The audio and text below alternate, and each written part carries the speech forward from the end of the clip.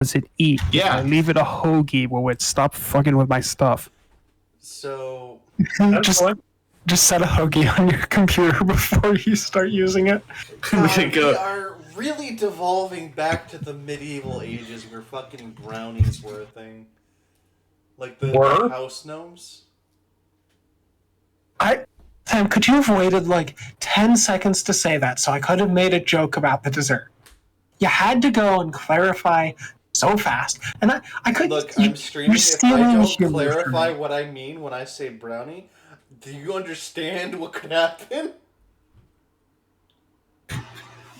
I looked up five might things. get sponsored by fucking Betty Crocker. You know the one who make the cosmic brownies? I can't have that blood money, Seth. Did you... Give it to me, I'll take it. Is Betty Crocker's blood money? Best way... LinkedIn post. Best way to deal with gremlins. Some people are afraid of talking to themselves out loud, yet it may just work. Saying to your gremlin out loud, "I hear you," can scare them away. We are just I would like to respond. Adult schizophrenia. We are just diving into this goddamn hole. We need to stop, okay?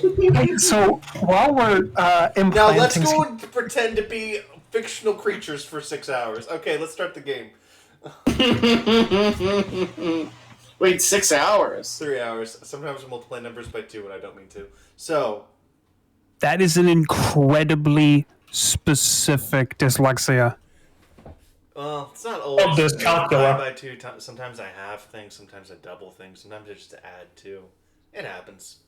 Anyway, so it's been a few weeks, potentially up to 2. So we're gonna have to go. I'm gonna be setting some scenes, setting some conditions, going over what we last saw. So you Magical guys, butterfly. you guys ended last session in the domain of Mammon Gray. You see the shadowy demon in front of his very finely crafted mahogany desk. Mahogany! The collapsing void of the singularity floating seemingly miles and yet right behind him at all times. Almost like a spotlight shining on another stage, you see Sal Sr. placing the forge heart, his legs torn to shreds, placing the forge heart on Mammon Gray's desk, apparently to offer a deal. Mammon goes, "Alright, let's set the scene." He twirls his fingers. You guys see repulsion fade into the darkness. You see the forge heart disappear from Sal Sr.'s hand and appear in Mammon Gray's, directly in front of you, your Mammon Gray. There are multiple. As scenes darken, and in fact, you even lose track of Avery, if that is still who he is, as the darkness kind of resets the scene. It is now just the candy shop. Somehow Sweet Tooth is now there, as Mammon picks up his contract, kind of rolls into a roll, and babs it on the desk to summon him. So what Mammon is going to explain to you is this forge heart here, the one in Sal's office, Salazar. It's not his, as Mammon places a thumb underneath the plating showing the forge heart's number. He flicks it off, and the plate showing the number 3 is replaced by, I believe, the number 12. Your forge heart. The one that was at the candy shop and given to appraisal. Interesting. And he places a sticky note that he just explains was found under Salazar's desk, saying, substituted while analyzing the forge heart provided for answers in accordance with legal norms. This forge heart may not be donated, or otherwise lent without permission granted by the Rovers, i.e. appraisal. So, as Mammon holds out the forge heart, he's going to go, "We have a bit of a contention when it comes to the ownership of this item. The local leader, I suppose, the militia leader Salazar has attempted to offer this item in exchange for certain services. However, its ownership is in a confused state at the moment. As you are one of the potentially 3 primary shareholders on this item, it falls to you to determine ownership. Now, Well, I don't want to speak for the group, so don't take this as a final answer, but it would seem to me, and again, not a final answer, that it should belong to appraisal. well, Andrew, the point of contention is if he owned it would be very simple. I would summon him here and we would sort it out. However, he explicitly wrote the contract in such a way to null his own ownership. At least in a way that, if it were to be processed, would have to be legally sorted out in court. As he did try and take it back, as he did encourage you to steal it, and then invoked the, God, what is the phrasing he used? Tortious interference? Whatever. He invoked that clause and thus threw his own ownership into question, which not only throws Salazar's ownership into question, it makes it, well, not in question, it throws him into default, I guess is the legal term. The point is, I wouldn't be so hasty to give it away.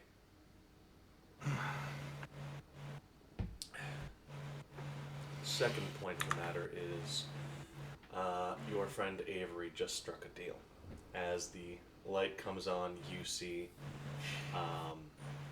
Avery kind of fighting back, like the demonic brackish, like veins and visage that's kind of creeping back up his face. You see Mammon snap his fingers, and he's just Avery again. And he immediately buckles forward and vomits. Pulls himself back up after several seconds. Murmurs an apology to Mammon Gray. And collapses to his flat on his ass. Falls right over. Covered in sweat. Something about this is taking an incredible amount of energy out of him.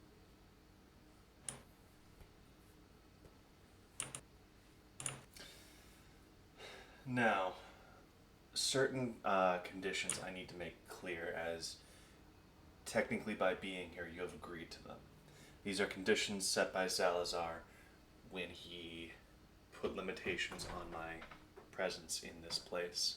1, rest assured, time is moving at its conventional rate while you are in this domain. 2, the exact nature and prices of deals made in this area are not to be disclosed. While certain facets of it can be shared, if anything were to overstep the limitations or conditions set by Salazar, I will intervene and cut it off. Finally, when it comes to the matter of the Forge Heart, if you cannot provide a valid legal reasoning for your decision or designation of ownership, it will fall into default and it will be treated as ownership lapsing. Now, just to expedite it, there are 4 claims on it right now. One is Salazar saying that it's his as it was given to him and in his office. His item being replaced with a forgery should do nothing to diminish the fact that it is his. More can be elaborated on that if necessary. This is but a simple overview. Second, appraisal has a claim due to his legal chicanery, one that he has both relinquished to Sweet Tooth, has invalidated 2, Sweet Tooth, due to the interference clause in the original contract, and 2, by him willfully and negligently ignoring the conditions of the contract set by Salazar when Salazar sought appraisal. But nevertheless, he has the most legal document pointing to ownership. 3, ownership as by the candy shop. Now, this would be you owning it, Andrew. You, unfortunately, in maritime law, as dictated by the Iron Legion's own tenants, finders keepers, basically. You stole it fair and square. The final one would be the Iron Legion, but given their own laws, what backwards and convoluted mess of laws they do have, I'm fairly certain it would just go back to you if you gave it to them, at least from a legal ownership perspective, unless you expressly gifted it to them. Bill raises his hand. Mm-hmm. Does not Avagra have a claim by blood? Beauregard, this is not the Middle Ages. There is no such thing as claim by blood. There is if you kill enough people. That's just repossession by other means. Wait, That being does said- Mammon Gray choose the funniest name? Bill's first name is not Beauregard. Does he just choose the one that's most fun to say? Kind of. Hell yeah. Now that being said, you hear a creaking. Memmon's gonna look a bit confused for a second as the spirit of the unknown plunges into the darkness. Memmon's going to look at this ship barreling towards him. He's gonna reach out one finger and just stop it dead and go, unexpected? And it is going to hover at a horrible 85-degree angle, nose down, balanced on his finger, as a gangplank swings out from the nose and lands on his head. And down it trods the first mate. You've all met the first mate. You just, can't quite remember when or what it was about or why. But he's always been there. He's the first mate. Every ship's got a first mate, right? Mm-hmm. Yeah, he was there in the. Wasn't he in the research lab, or was it the medical bay? That Probably something like that. Somewhere. I think it was one of those two. Or was it the treasure? It might have been the treasure store. Like the treasure store. Didn't he help us put down the anomaly?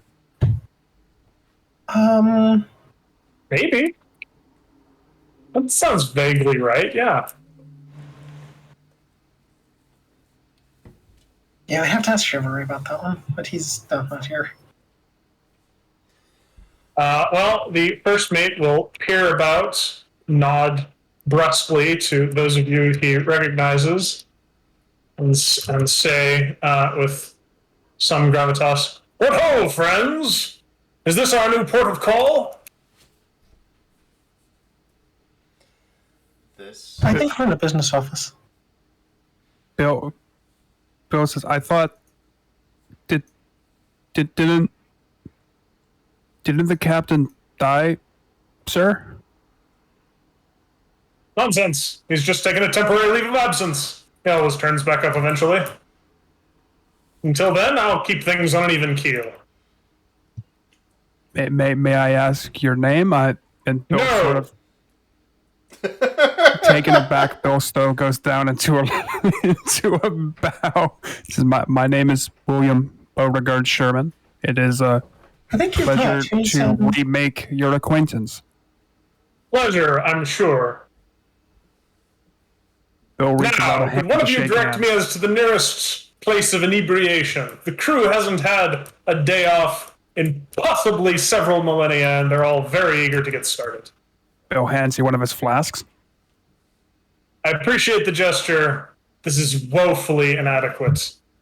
You should see what's in there before you say that. Woefully inadequate in mass. Fair. All right. Mammon's going to steeple his fingers and go.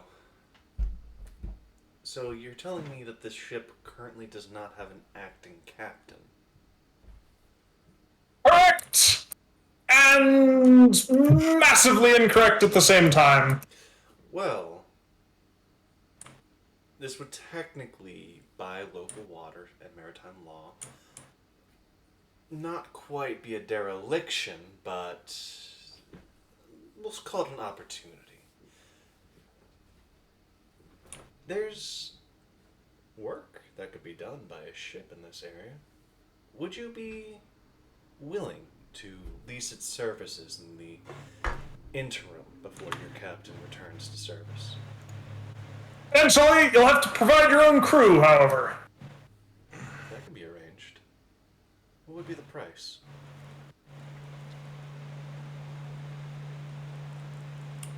An open tab for every member of the ship's crew until the captain returns at any and all businesses, whorehouses, places of inebriation, gambling halls, and other such facilities that you may be able to access. Deal.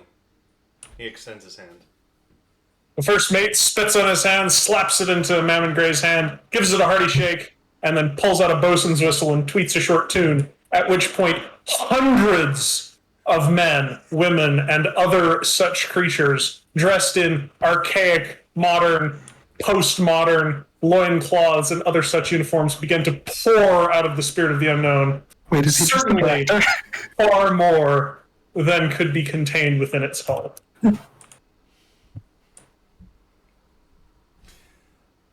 You see the shadowy figure smile and hand you a voucher for Cream's services.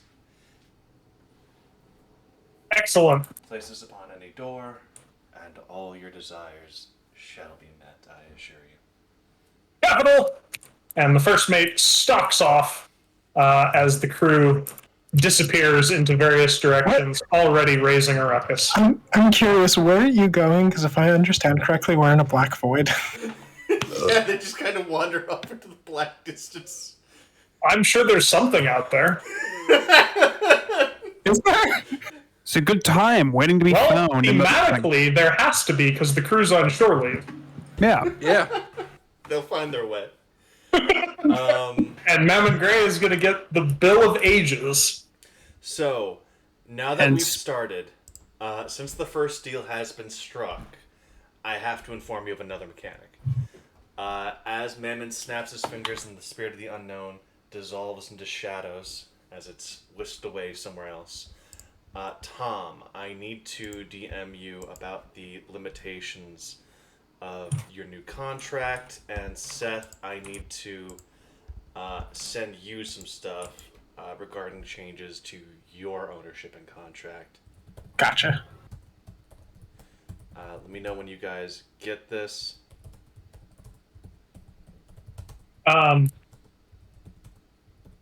Wait. We do remember, Sam, that anyone who serves on board the Spirit of the Unknown becomes the Spirit of the Unknown's crew, right? Yes. Okay. Oh. That's potentially very powerful. All right. Now, Okay. we never established if that was permanent. I was assuming yes. Yes. If you voluntarily serve on board the Spirit of the Unknown, you are a part of the crew of the Spirit of the Unknown. That's why there's hundreds of people currently having poured out of the Spirit of the Unknown. They don't get shore leave very often because it only happens when Dumont dies, so... Fair enough. Okay. I feel like you've taken a very poor deal. Now, I'll be right back. another thing to know is that the second... As of about 1 minute ago, I have started a timer. This timer will run anytime we are in Mammon's domain and the scene is moving forward.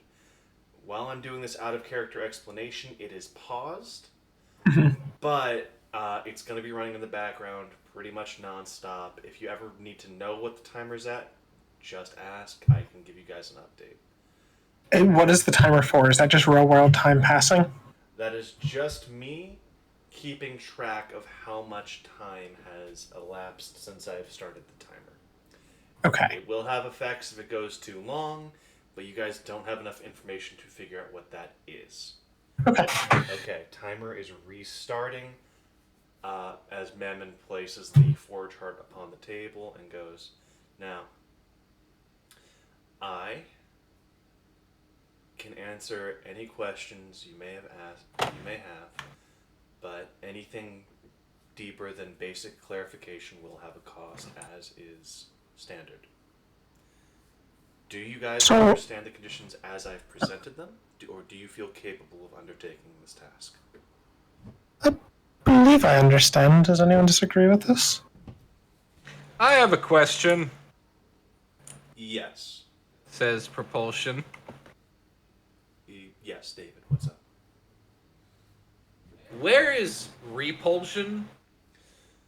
Well, he is with the other members of the Ironworks in another pocket, talking to another instance of myself. Due to the conditions set by Salazar's deal, I am unable to provide information as to the nature of their discussion and dealing at this moment.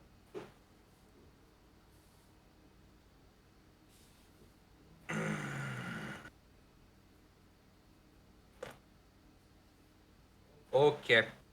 It would be unfair if I did not offer a similar opportunity to make deals to everyone who has entered this domain. I'm back. Pretty simple. Now, No. Would you elaborate to the amount that you can without incurring a cost on what you mentioned earlier with Sal's potential claim? You said due to it being left in his office, there was a potential claim that he had on it, and, well, a appraisal was summoned to the flotilla. Well, not summoned. Partially he showed up on his own, and Salazar was aware of his skills as an appraiser. Salazar was, generally speaking, unaware to the full potential offered by the Forge Heart, and no appraisal could give him answers. He was paid a quite handsome fee for his services.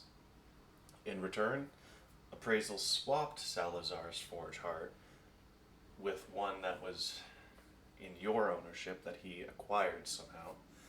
He had altered it to look exactly like Salazar's and had swapped them with this, I need to remind you, not legally binding notice. I see. So appraisal is now in possession of Salazar's Forge Heart, which I'm doing my best to track down at the moment. But it's left a dubious claim, as Salazar is technically in the right in that he believes this is a Forge Heart he believes he owns, and it was in his possession. Legally, however, well, that's for you to decide. I am technically not an unbiased arbiter here.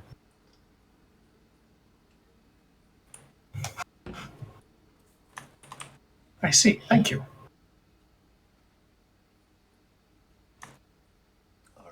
Could you pause the timer so we have a moment to think? All thinking has to be done in character. Okay. Otherwise things are going to get out of hand real fast. That's fair. Alright, so, the rest of you, do you have any particular thoughts on the situation? I don't want it to be just me running the conversation. Bill reaches up, scratches his head, and says, "I'm not really certain what's happening here, to be honest. But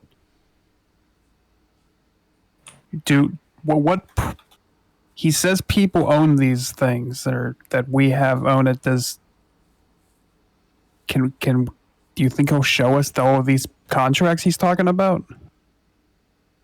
Gonna look at Mammon Gray. I like the idea of Andra owning it by blood, and we could say we legally gifted it to her. Mem will clarify, think he- in order to gift it, you would first need to claim that you are the ones who own it. And due to Salazar's conditions, I am not able to provide contracts without incurring a mediator cost.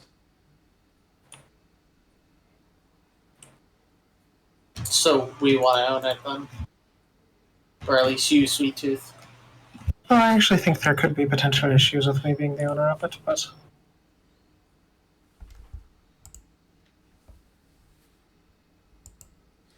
so out of character, the best ending I think is the one where Appraisal owns it. So full clarification, Avery is on the scene with you guys. He was reintroduced after that. Oh, I kind of thought he faded to black after that. So He dragged himself up. He's very shaky. Avery, how are you doing? You don't look okay. I'm gonna I stab him in the. No, I'm just kidding. I'm gonna pull out a healing candy and look at him and do these work here? He makes a go-ahead gesture. I'll hand Avery a healing candy. Shakily, he grabs it, and there's a moment where now that he looks human again, there's a moment as if he doesn't actually know the exact shape of his face. He misses his mouth a few times, and he looks you in the eyes and says that the waterlock made me eat human flesh. I ate human flesh. I'm sorry to hear that.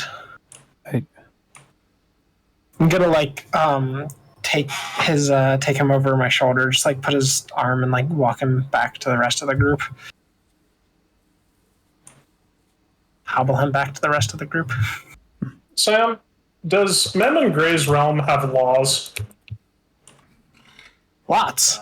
Many, yeah. Are any of them punishable by fines? Many, yeah. What do you picture the crew getting up to? A small group of the crew will wander by with a copy of the legal code of Mammon Gray's domain and large bags of money, and one of them will peer through it and say, "Aha! Public urination! Punishable by a 200 ingot fine!" and stumble off towards the nearest fire hydrant.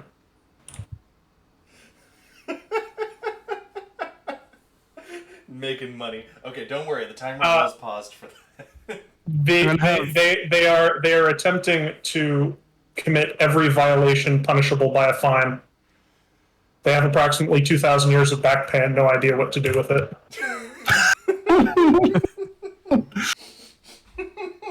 I have just rolled stability on Bill to make sure he doesn't go off to see what the fuck they're doing, because seeking a fire hydrant in the endless void, but Bill got 2 9s, so I think he passes. He passes. Okay. There's a moment where you can see the war happening on his face. Derek, I don't think you've... this is going to come up later in a very serious way to the fact that your crew is wandering off looking for things to pee on, and I want you to know I deeply appreciate you as a player and as a person. Okay, I'm going to restart the timer. Yeah. The crew Good on gets you. more power. Okay. So, Avery, have you been hearing what's going on? Yeah. I have an idea what's happening here. I made a contract with him. Oh, what was the We contract? gathered as much. What, Avery looks exasperated. Says, "What do you think it was? You've seen What how did I've you pay? acted." The second you start to elaborate on the conditions of the contract, a shadowy hand appears to gag your mouth. As Mammon's voice kind of echoes. As a reminder, no specifics can be given to any contracts made in this domain per Salazar's deal. Ah, I understand. I thought that was you to us. My mistake. Avery nods, said that, and says, "Okay, I made a deal. I I needed That's to all we need have. to know. I just needed control of myself again.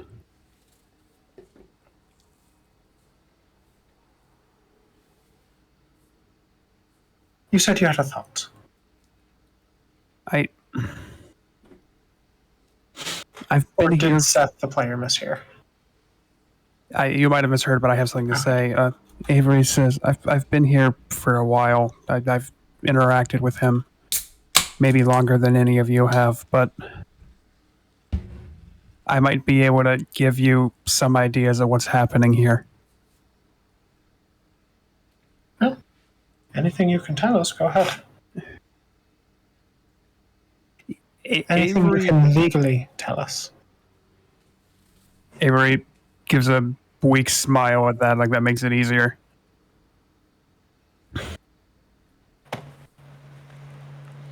And he says that I need that, like what specifically would you want to know? Honestly, I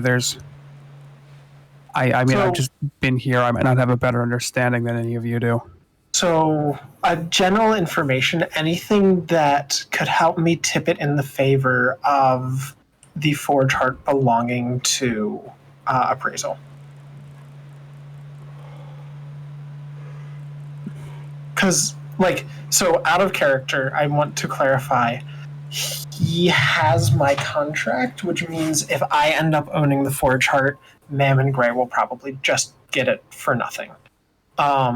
If Salazar has it, he'll get it for some sort of deal.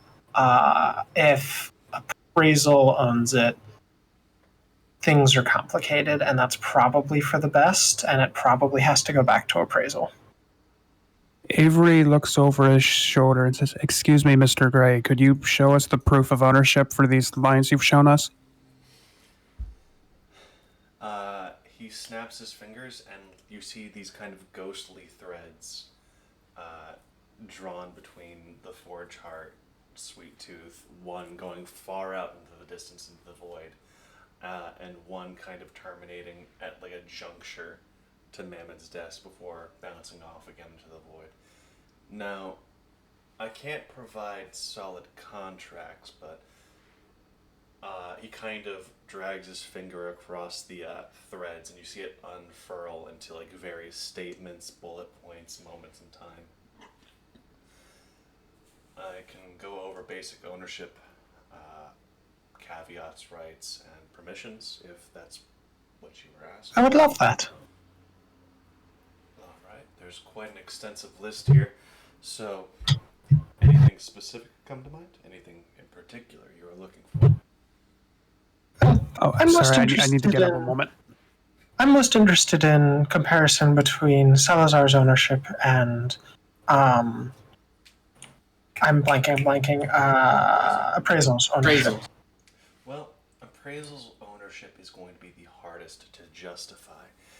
He's knowingly exploiting several, we'll call them gaps in the Iron Legion's own legal documentation, and quite frankly, he's basically pulling a rabbit out of a hat when it comes to ownership here. He has two main claims to ownership. One, where it cuts to the moment where he had Sweet Tooth sign a hastily drawn up contract in the candy shop, and he then broke his own contract in such a way that would go to a legal negotiation instead of just straight up ending, wherein he had Sweet Tooth try and forcibly take it back in an ambiguous manner before he immediately left. And then he further abdicated ownership by swapping a forgery by swapping your forge chart in the form of a forgery with Salazar's. Now, legally, he did nothing to transfer ownership, but Salazar's not in the wrong, as he's since the flotilla is a salvaging hub, knowingly trading things that you believe you own is totally legal by flotilla laws. Technically speaking, Salazar has done nothing wrong. It's just his claim is weak. By flotilla's laws, he can absolutely still trade this forge heart so long as none of you guys step up and say we own it. An appraisal is not here to say that. So out of game, is it possible for us to say appraisal owns that, and that would stop him being able to trade it? So, to give ownership to someone else, like, are you saying it in terms of you are saying he owns it, or are you saying he has the strongest right to own it? I'm saying I think he has. So, were I to claim that he had the strongest right to own it, and for the sake of argument, say that that was correct, would that prevent Salazar from being able to trade it? Yes, because that would make appraisal the owner. I am back. Okay, so let's open this up to the table. What's everyone else think? I think a band of the crew are currently attempting an Ocean's 11 style heist on the Forge Heart. Where it is, how it's protected, completely irrelevant. Doesn't even matter if they succeed or not, but they're going to try. Me as Christopher, I am just very confused, as I am with most legal things. So, Can you pause the timer a moment? There's something I desperately need to ask. Sure. Bill turns to Caronade and asks, so what he said about maritime law, is that true? You think I know anything about maritime law? Yes. I broke several maritime laws. That means you must know something about him. If you know you broke him. I thought you were Port Authority. That was a lie. Told the professional capacity to do my job. So you see a receipt appear next to your head that says impersonating a Port Authority official, 200 pieces of 8 fine. Is that the fine he's already received? No, this is a new one for admitting to it. He already admitted it to it. Yeah. The issue is that one was issued by the Hub. This one is issued with the signature of the Northern Docks. Yeah, and like you admitted to a crime in the hall of the lawyer. It's like, Yeah, that one's kind of your fault. Okay, but, like, you know... Oh, can you ask one of the crew members if they could cover it since they're trying to burn a bunch of money?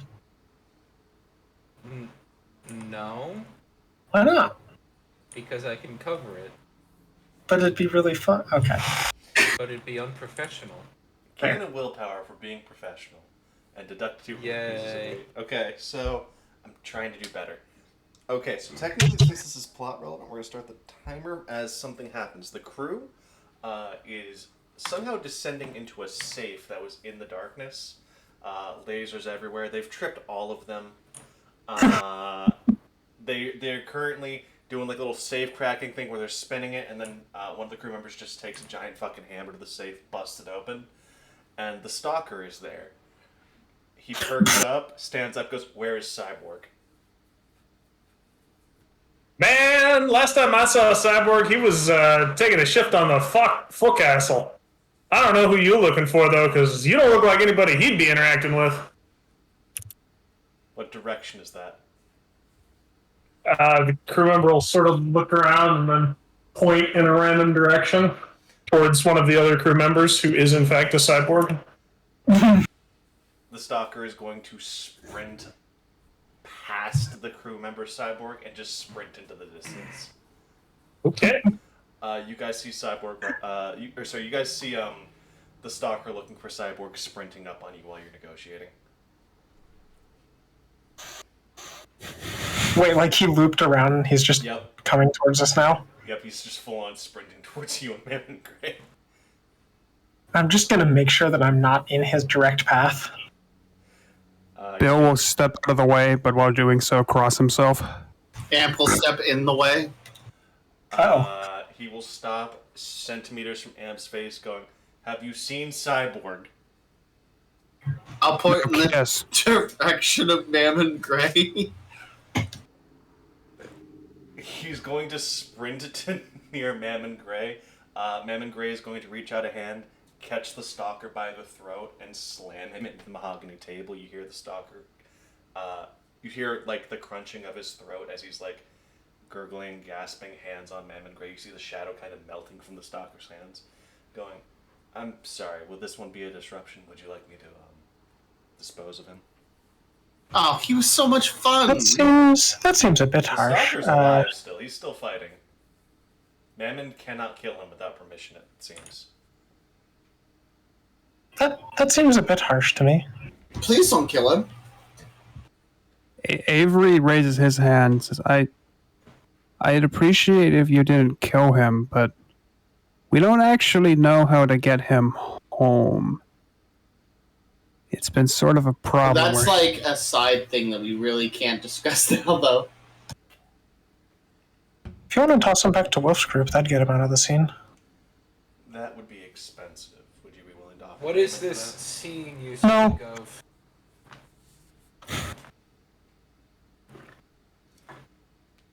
You heard the no, right? I did hear the no. He's just looking at the stalker and going, "The alternative is I let him roam freely. Would you prefer that?" I'll be right back. I mean, Sure. did you put Does Ant say Cyborg? sure? Yep. Wait. Is Cyborg in here? He would be. He looks at this stalker, looks back. "Do you really want me to say that out loud?" Bill says, wow. yeah, Bill says, yes, kind of. Yes, Cyborg was present when the breach was formed. He would be in this darkness. You see the cyborg melt through Mammon, or so you see the stalker melt through Mammon's hand into the ground, going, "What? God, I hate these people." Yes, let him free roam. If I give the stalker willpower, does he just stop being a stalker? No, they're not allowed to have willpower. Okay. Wait, who said they hated who? Mammon just looked at the stalker melting through the ground, disappearing, going, "I hate these people." Mammon said that. Okay, I hope the stalker said that about us. That would be a dream. That would be a dream. If he did, I would have Bill hand. Amp would Amp gain would- 10 willpower. If he did, Bill would hand Amp like 1,000 pieces of eight. Like, all right, yeah, you were right. Yeah, no, he didn't like us actually. So, would you mind, actually, what do you prefer being called? I don't actually know. Are you speaking to Mammon Gray? Yes. I've heard you called a few different things. That bastard. I feel like we are getting off topic, though. Well, I was just going to ask, and I was We gonna all do- have ADHD, so that's really if common. you would mind expanding the terms of my ownership, so I could peruse those in the same way you did the others, just the amount that you were legally allowed to share. So, due to Salazar's deal, I could act in the capacity of a notary and go over the conditions of the contract with you. However, I cannot do that for free. Oh, you gave us information on the others.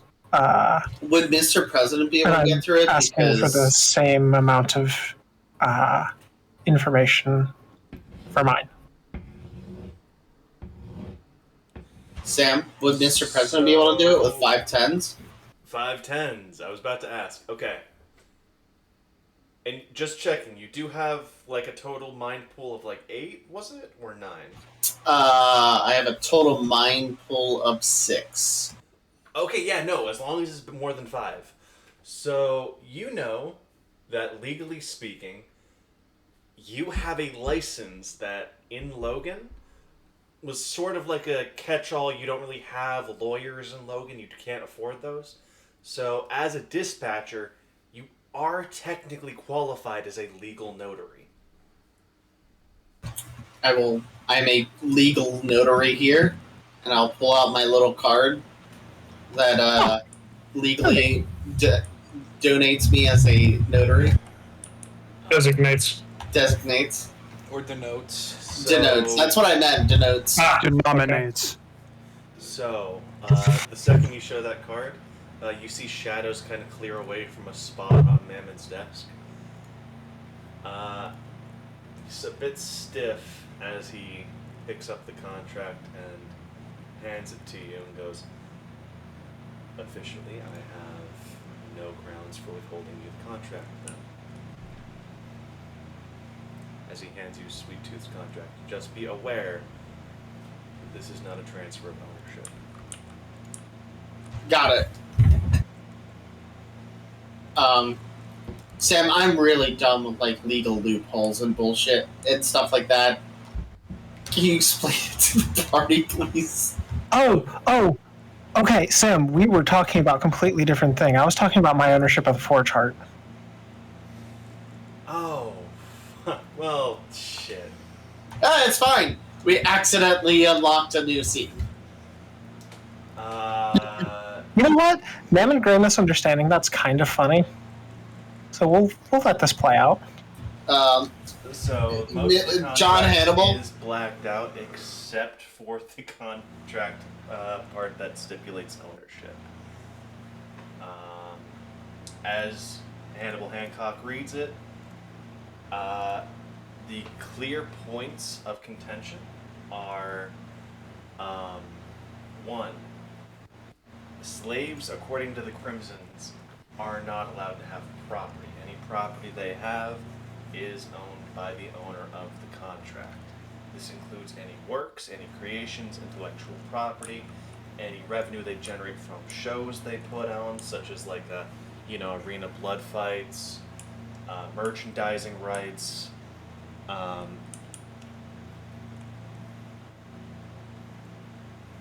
So technically, we wouldn't want.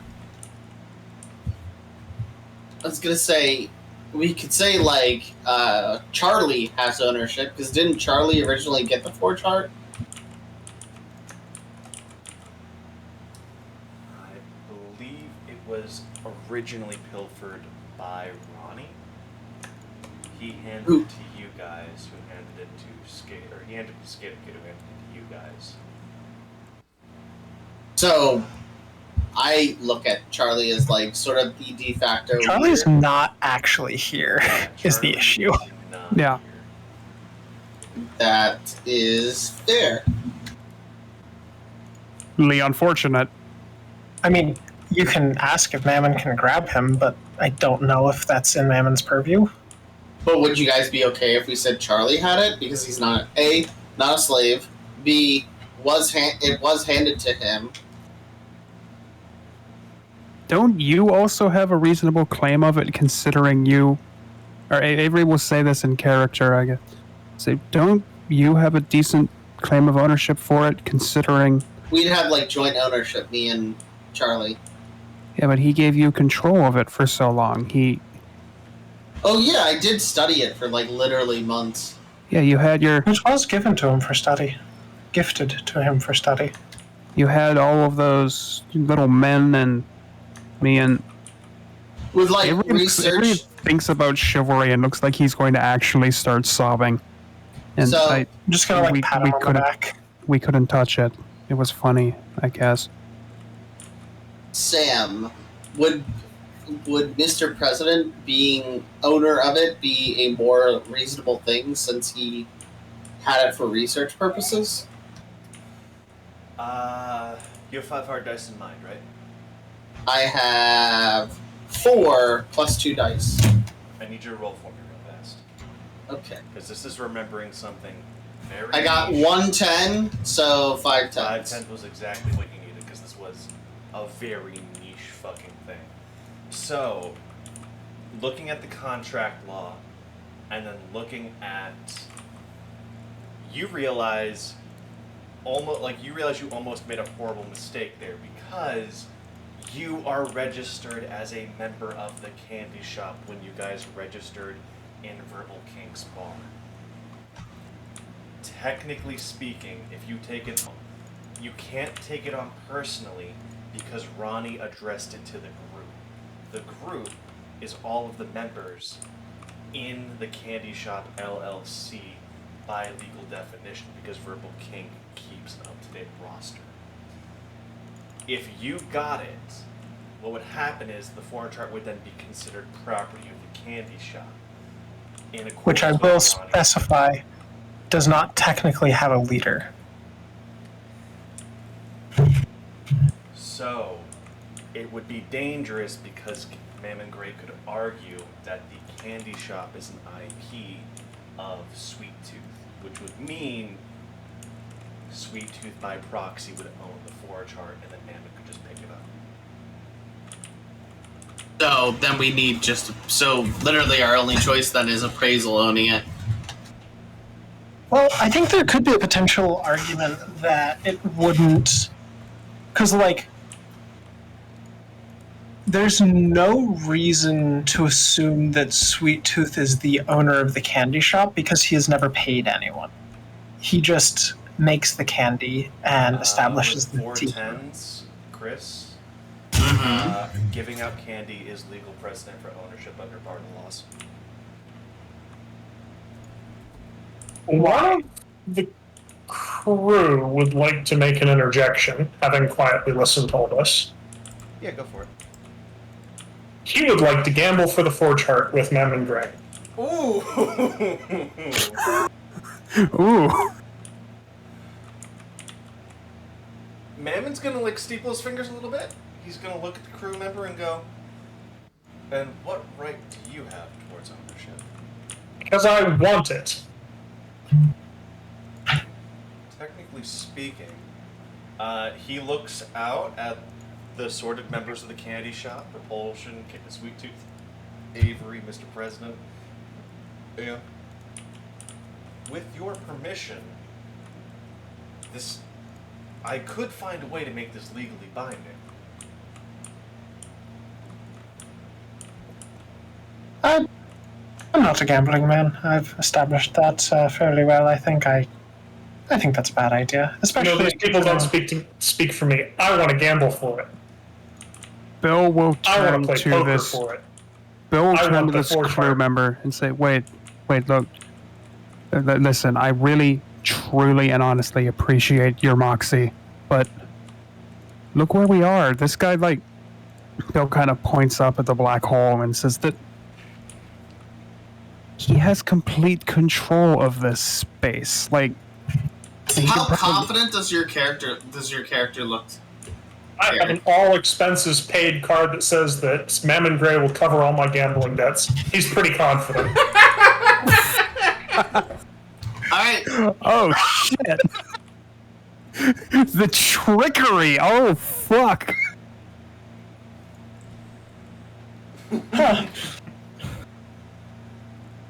Jesus Christ. Holy shit. That's why Derek, I'm terrible at loopholes and stuff. Okay.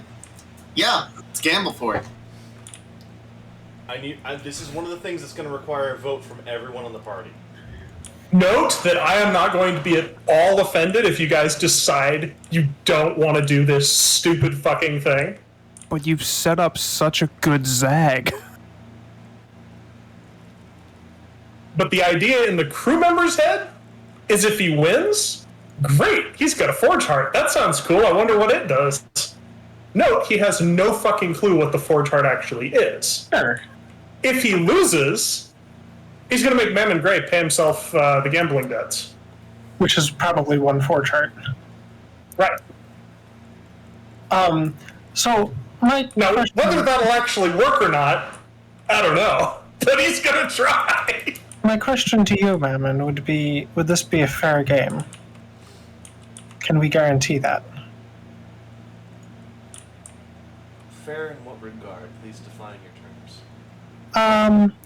That there would be no form of cheating, stacked deck, additional information. Hey now, whoa now, let's not get crazy here. What is the matter of luck?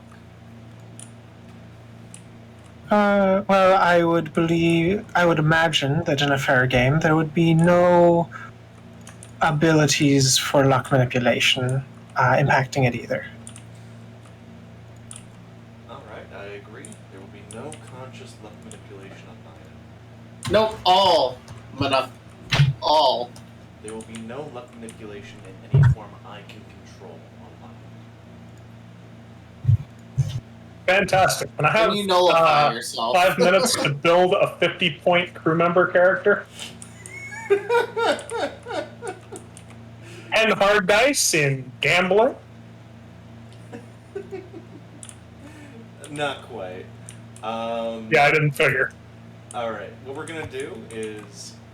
So, are we confident that this would be a fair game that Mammon can't interfere in a negative way? So Mr. President, 4 hard dice in mind, a single phrase echoes in the back of your head. The devil's luck. Mammon only agreed to luck. He will not willingly or knowingly influence the game. However, he could potentially just be naturally very fucking lucky. Bill will interject if Mr. President chooses to share this thought.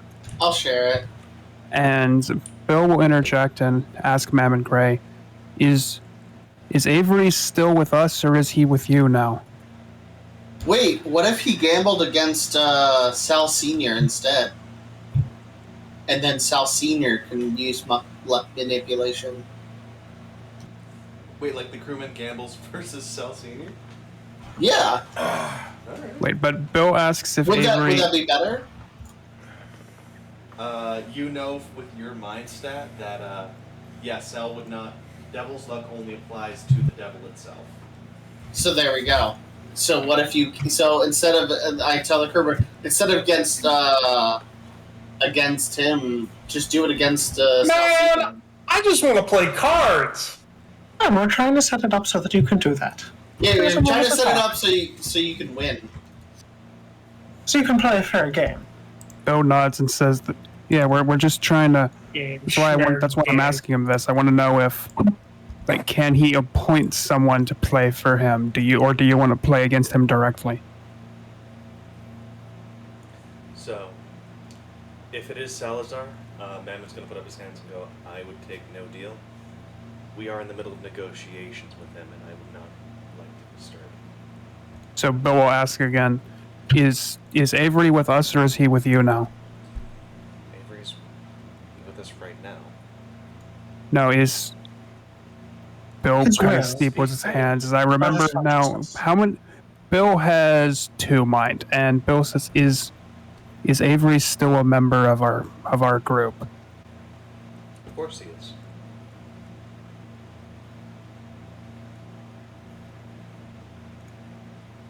And like you see the incredible calculus going through Bill's mind as he's considering, like, Avery might be able to be appointed because he might work for Mammon Gray now, and also he's weak. The only other idea I have I could play the is... game against the crew member I was going to say... in your stead. The only other idea I had was that Mr. President has the best ownership. You could just say he's leaving the candy shop and taking the Forge Heart with him. Thus, ownership is with him, separated from the candy shop. But, I don't know, it seems a lot more... That runs into the same issues of just saying it's part of the candy shop.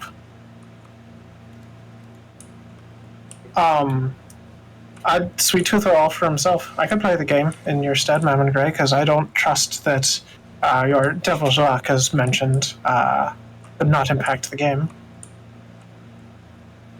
Because I don't want any present luck manipulation.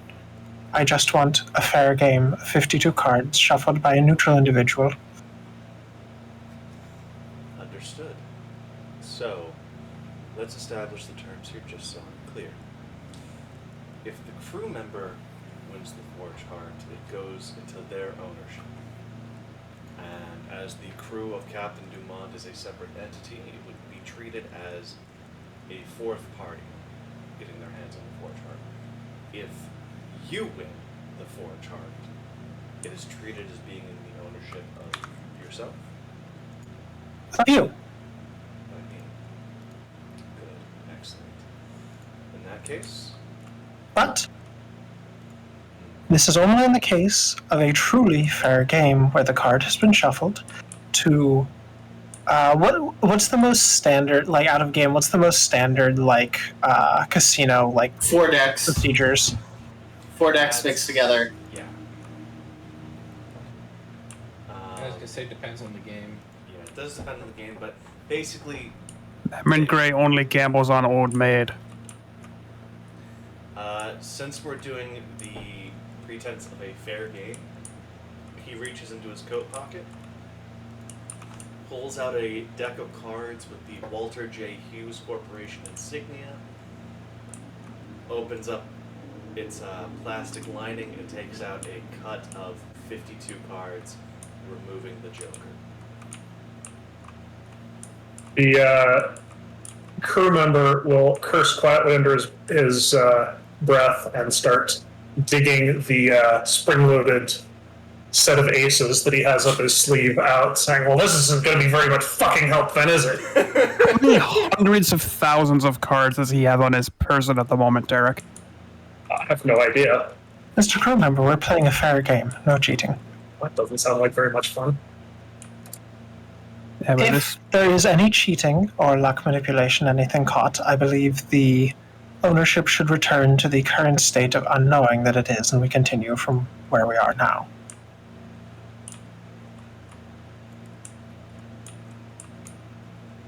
No cheating. Sorry, I have the timer paused. I'm just looking at the rules of poker real fast. It depends on what kind of poker game you want to play. Texas Hold'em. Each person gets 2 cards, and then I do believe it's called the River, where you put down 3 cards. Well, first you have, but there's only one ante, which is the 4 chart, so the blinds don't matter. So you throw down the River, you get that's 3 cards. And the person And then- being dealt them knows the cards, right? They're flipped face up. Flip these up so everyone knows the cards. The 3 cards in the middle, the River, are face up. The 2 cards that each individual gets are face down. And the individual can look at them. Let's get a card drawer. And then there's a round of betting or folding. And then another card is put down, then another round of betting or folding, then another card is put down, then a round of... And that's it. Okay, in that case, oh, that's in mall game. Fuck, whoops. Hmm? I accidentally posted the... Oh, Just gotcha. gonna here. You can use this. Four clubs, 7 hearts, 8 hearts. And I'm No gonna jokers. DM Seth and Derek. Just curious, did you use a random generator to do this? Yes. Okay. Now, Sam, I have a question that I would like you to answer me out of game. Since if I lose, the ownership goes to Captain Dumont's crew. Was there any stipulation that I played this game to the best of my ability? You can't just fold. Why? Technically, Would that throwing not the game is count a as form of cheating? And Okay, also you'd that's probably fair. go to another round. Depending on how Yeah, like what crew you member and Mammon Gray want to set up the rules. if you just fold, that would be fixing the game in an unusual way, but it still counts. Okay, I will that's be fair. back in a moment. So is this one hand? This is one hand. In that case, the crew member is going to hold up a finger for a moment, pull off his knapsack, dig around, and pull out a giant jar holding the preserved skull of an androgynous figure, slam it down on the table, and say, I raise.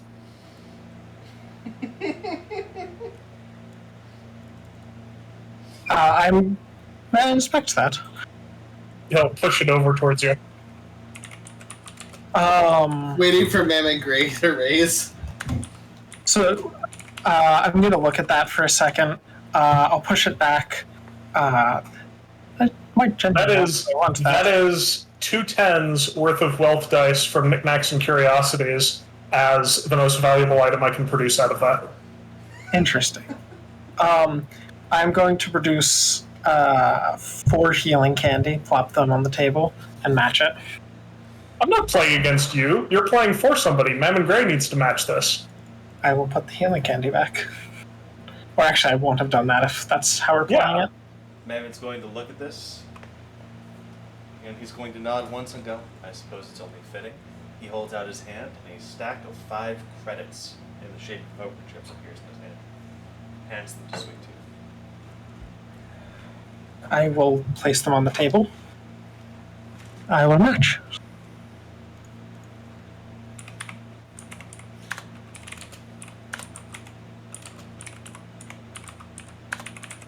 So I have a question. Ooh. What's up? Bob? So how is Derek and Seth gonna keep their cards secret if you just post them? He DM'd them to us. He DM'd them to us. Oh, okay. So, like, they might have been on stream for a second, but I'm not watching the stream, so.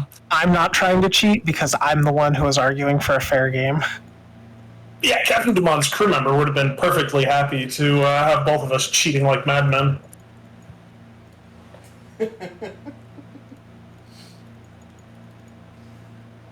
So what happens after I match? Do we get the turn card? We get the turn card, so we get one more card, and then... I had to make sure Okay. There's the next one. Sorry, I put up a weird ad, so I had to fucking try and get... No worries. Alright, There's a deck of cards that has a multiplayer thing. Here is a turn card. Alright, so currently there's a pair on the board. Captain Dumont's crew member is going to look at the board consideringly, look in his knapsack again, dig around for a few minutes, pull out a knife, a handful of pocket lint, and 3 pennies of uncertain origin, and sort of glance consideringly between them and the board, and then say, pass. Mammoth's going to sidle up behind Sweet Tooth, a hand barely on your shoulder, whispering here. I am back. It's correct to raise here. As he deposits 5 more chips into your hand.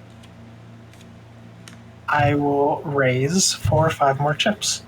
I'm not going to try and do anything wrong to cheat. The crewman of the Spirit of the Unknown is going to glare irritatedly at Mammon Gray, and then reach deep into his knapsack and pull out a softly glowing silver coin, slap it down, and say, "The life experiences of my immortal soul." Oh. Mammon's going to stop and go, I will leave this up to your discretion until further notice, as he withdraws.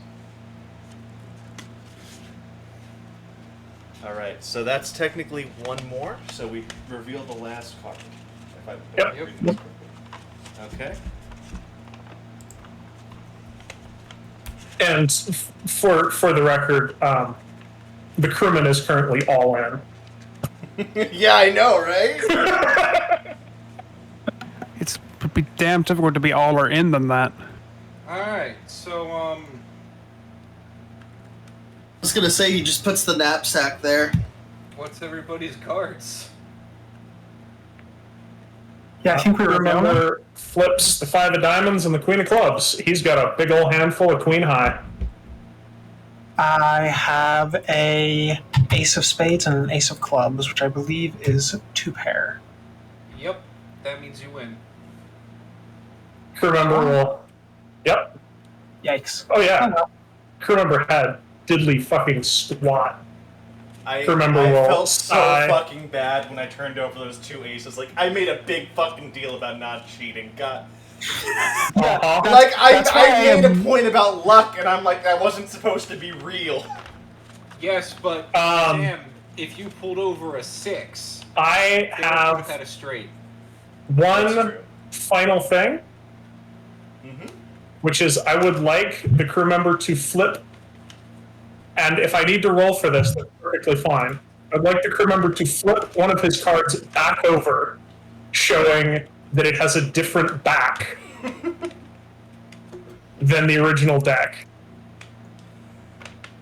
It may be the same card, the same suit, and same number that he was dealt, but it's a different card. He cheated. Okay, so that would be a sleight of hand check. Normally Okay. it'd be impossible for a minion to make that, but here's what I'm going to offer you. Mm. Roll a single d10. On a Okay. 10, it happens. Do I have a D10? I could scream and roll a D10. Give me a second. Hell yeah. I've got Oh, my yeah. dice. Ah! I don't know where my dice are, so I'll share my screen. Ah! Because, as much as I'd like to say, oh yeah, I rolled a 10. It doesn't We have gotta the same have proof impact if it's gonna unless we happen. see it, right? Not when it's this tense. Uh-huh.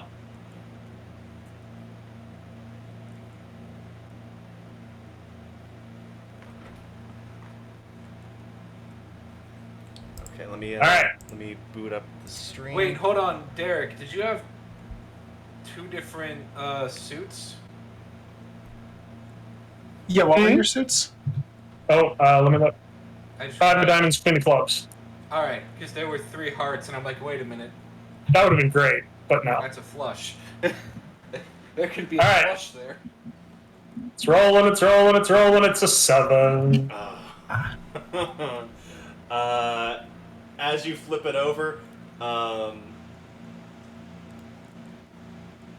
earlier when you tried to swap it, it looked like it was going well until the card surreptitiously just slid out of your sleeve a second too early and fell underneath the table. You didn't manage to Oh. get the switch going. Well, the crew member will shrug his shoulders, give a deep sigh, and say, you win some, you lose some. And then we'll pull out a copy of the voucher for anything and everything during shore leave and say, Mr. Gray, I have a gambling debt I need you to pay off. He's going to chuckle at that and go, very good. Well played.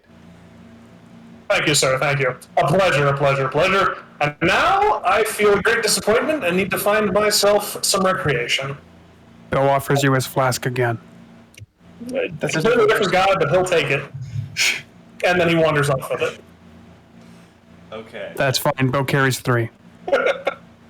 So, the forge heart appears on the table. There was a kind of aura around it that's disappeared now as it's exposed. You hear Mammon whisper, finally, as he goes to place a hand on it. You notice another shadowy hand just reach out from underneath the forge heart and just yank it into a portal. You see him reach out to do some magic as you see like some holy symbols kind of burn away his shadow. You look over in the distance, you see Appraisal with a dimensional rift behind him. Hole is currently grabbing the forge heart. They're doing a fucking heist in the middle of all this shit. You see Appraisal currently reading off legal documentation. Like a fucking sick. prayer. Could you have done this like 5 minutes ago? Now, to determine how this is going to go for them, we need to cut to Charlie real fast. Charlie. Charles. Charlie, you're currently carrying Sal Jr. about 40. Sorry, let me check the timer. 48 minutes ago. So, Charlie is carrying Sal Jr. when you see a shadowy orb just engulf the town and collapse into a single point. Oh, that's Mammon Gray. Oh, no. No. Okay. We're having a bad day now. You see the Ironmonger pull himself up from the water right next to you and stare down at you holding Sal Jr.'s body. Hi. How did you get here? Actually, how did he get here? He shouldn't be able to sneak up on me. The void just left me here. Oh. He holds up his cold iron. You see it heating up as like the tendrils of the void burn away as it touches him. But he wasn't threatening me with that? No, it's just showing the cold iron.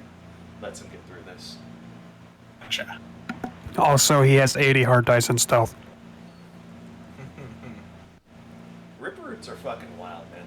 Anyway, he's going to look at the void and go, so I did give my word, but I feel like this is an unprecedented situation. I'd like you to elaborate. I'm going back in. Do you want to come with me? I could use help. How are you going back in? Walking. That's not what I meant. What are you doing going back in? I don't know what that is. That's, I think I know what that is. I've been, so out of game, I've been into Mammon Gray's realm like twice now, right? Yeah. I would know what that is. So I'm gonna, like, look him in where I'm pretty sure the eyes of a Goliath are and say, are you familiar with Market Street? Not at all. Streets. Like, the district? No. Sam? Can you hear me? I could not. No, I can now. Okay. So he's going to look at you and go, I have no idea what you're talking about. Okay. Let's see.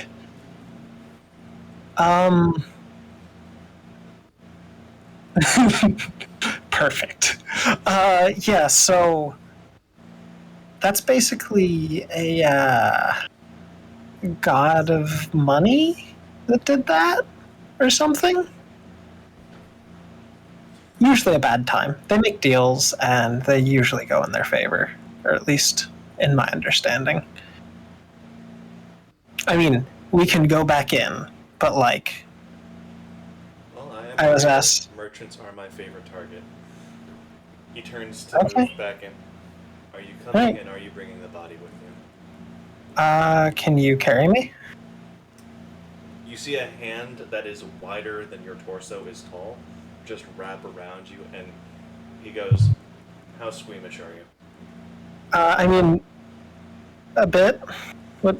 He unhatches an armor plating from his back, and you just see strands of meat tethering to the armor plating as he's Oh, just into the that. pocket. Okay.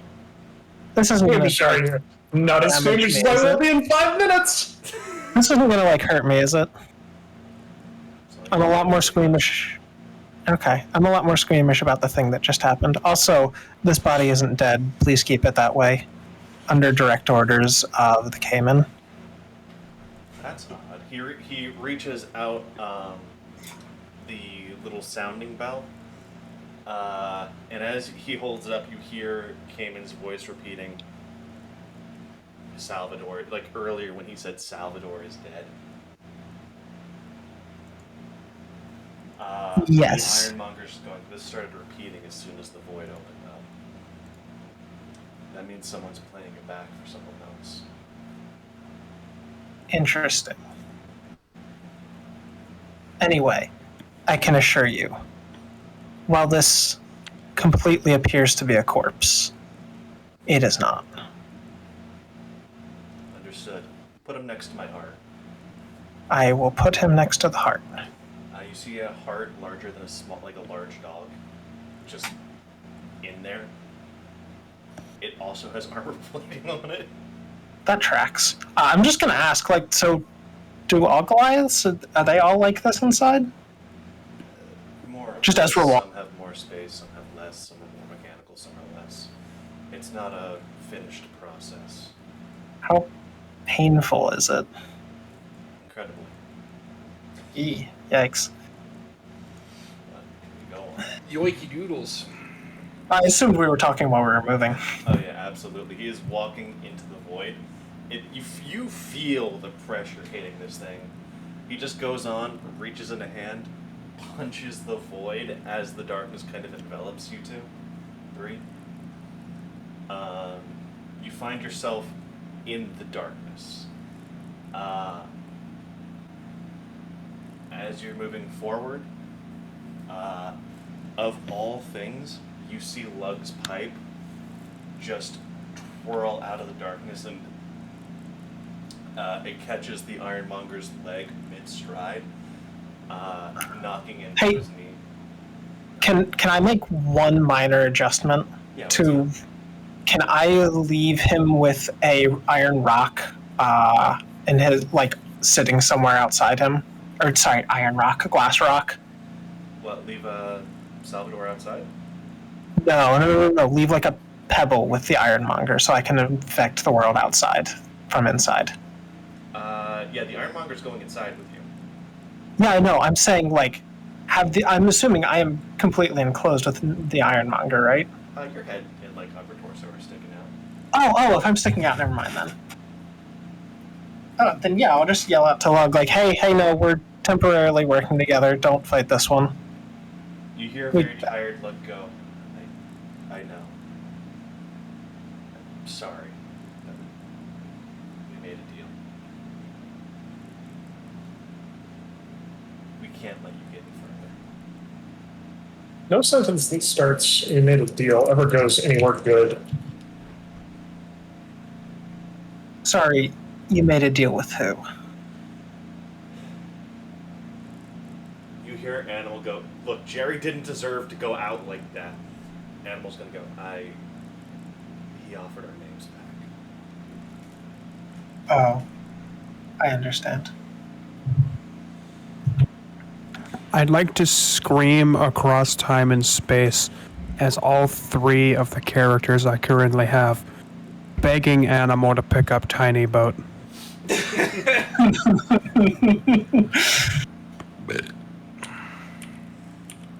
Tiny Boat was part of the deal. No! The Ironmonger is gonna go, I'm gonna kill these guys absolutely if we fight. Any plan? Well, they're friends of mine. I would prefer them not die. Can you just lock them in place? I saw you using your power earlier. Normally, yes, but I can't get a bead on where these guys are. You realize you're in complete darkness.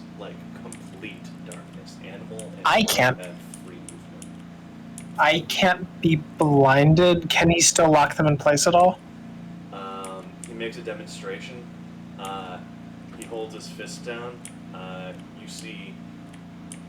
You never found out, but Animal can actually launch his nails like projectiles. You see them carve through the iron in the air, or the iron air, stopping millimeters away from the Ironmonger's skin. He is going to go observe. He goes to touch Animal's nails, and you actually see them leave scratches on the Ironmonger's skin as he touches it lightly. And you see these nails just keep coming from the darkness.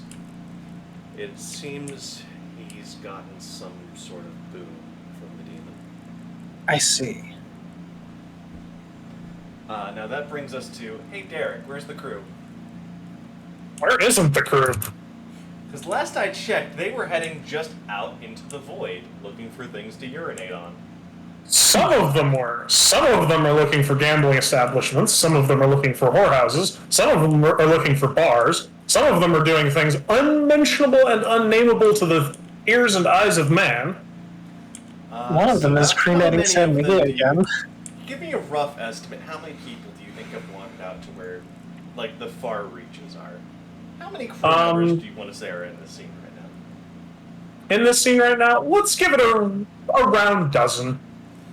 Seems like a good number. I'm gonna just roll for distraction real fast.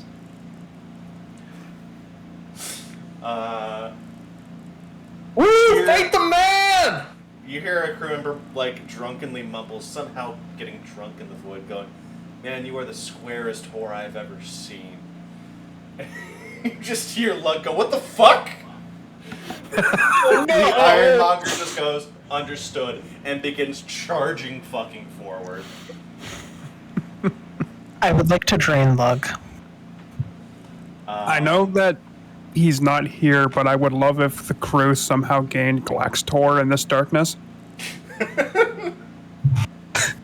Marty! Oh god. Marty! Oh, Derek missed Glaxter. What a shame. Oh shit, yeah. You just hear Animal go, "You are not getting in!" Their screams, they are not modulating them, so they have given away their positions. Charlie can easily do 2 pieces of glass on them as they're dealing with the crew. Oh, you must understand. They were carrying glass. I'm sorry. I need to gave get it up to again. them. I'll be back in a moment. I did not remember that. Okay. Yeah, I gave it so that I could communicate. Everyone has a piece of glass. Oh shit, yeah, okay. Then yeah, you're able to power drain them, absolutely. Okay. So, Ironmonger charges his way in. That brings us to a second encounter.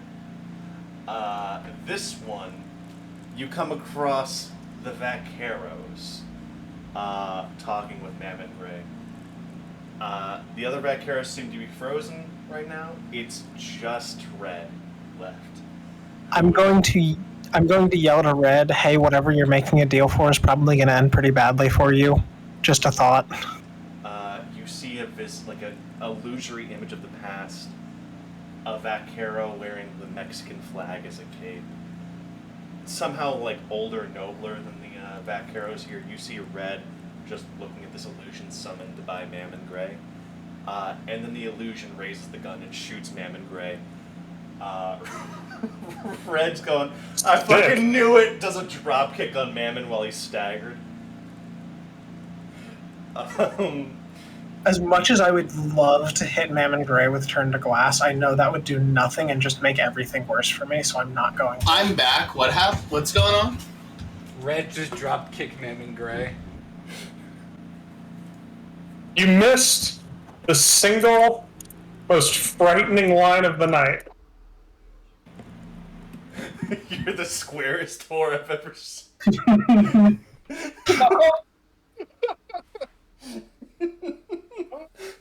Okay. Ironmonger's just running past this still. We're gonna get to the final scene. We're gonna just shortcut this real fast. You get to Sal Sr. Absolutely broken. You see multiple images, illusions of Mammon Gray go, whispering various things in his ear. The echoing of Salvador down, just echoing through his little cell here. I think he's the one who took the forge heart, or at least it was on his orders. I'm not certain, but... And looking at the clock, we have reached the 1 hour mark, which is exactly as much. We're technically at 1 hour 4 minutes. So, you see Mammon leaning on the desk, several used tubes of silver tongue. Silver tongue. Well, here's the thing. The contract stipulated that Mammon owns the IP to anything Sweet Tooth made. Sweet Tooth doesn't write the recipes. How'd they learn it? Doesn't matter. Yeah, that makes sense. 1 hour was how long Mammon needed to break Sal Sr. So actually he needed 30 minutes. I was 1 dice short. But we broke that during the initial negotiations. So you get there, you see that since he didn't have the forge heart, Sal signed off the one thing he did have: the rights to the flotilla in exchange for his son's life. I'm going to immediately feed the candy to Sal Jr. He is up. He immediately looks at the situation and I'm gonna like hold out hands and make sure that he doesn't take any actions. he is raging. He's still very weak from being injured, but he seems to get what happened immediately, going, "You fucking didn't." I am back. So Mammon rolls up the deed to the flotilla, going, "It was a pleasure doing business with you." I'm going to yell down, I don't think you have any right to that. He's not dead. Oh, no. The deal wasn't to bring his son back to life. The deal was to provide his son in good health and standing, which he's I have already done. He's healthy. And I thank you for your service. Well, if I provided the service, then I should receive the payment. You know, there's something called a fool's errand. But, in all honesty, no. That's not stipulated in the contract. Just because you did my work for me doesn't mean I need to do anything. I'm going to turn Sal Jr. to glass. Sal Jr. turns to glass and goes, Mammon's going to laugh and go, "You don't understand. The conditions were met with him here. Anything can happen to him now. I don't care."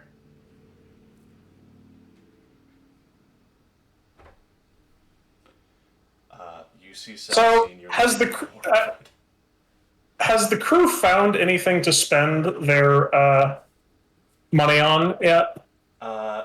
So the second Mammon Gray has the deed, he's going to start dismissing the darkness. The crew shows up in the most lavish hyperdimensional whorehouse you've ever seen. Oh, Okay. Sorry, I got nothing, guys. Same. Fucking tricksy bitch! On that note, Sal taps Avery on the back, going, "We're done here. You can stop pretending."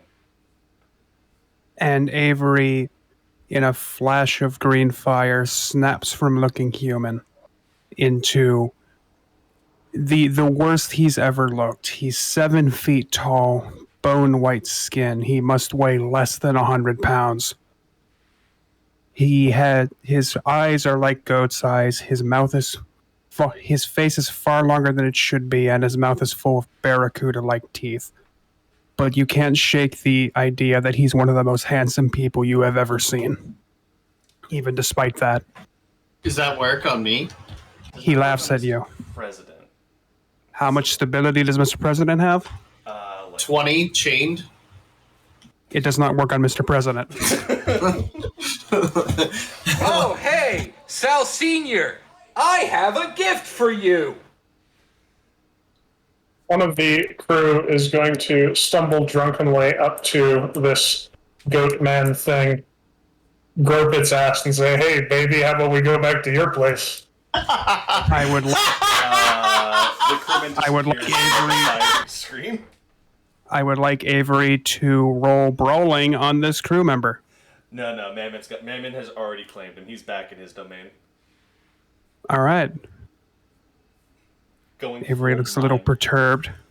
Now, on the note of the Forge Heart, Appraisal's group has it. So the crew has managed to get the Ironmonger into the center.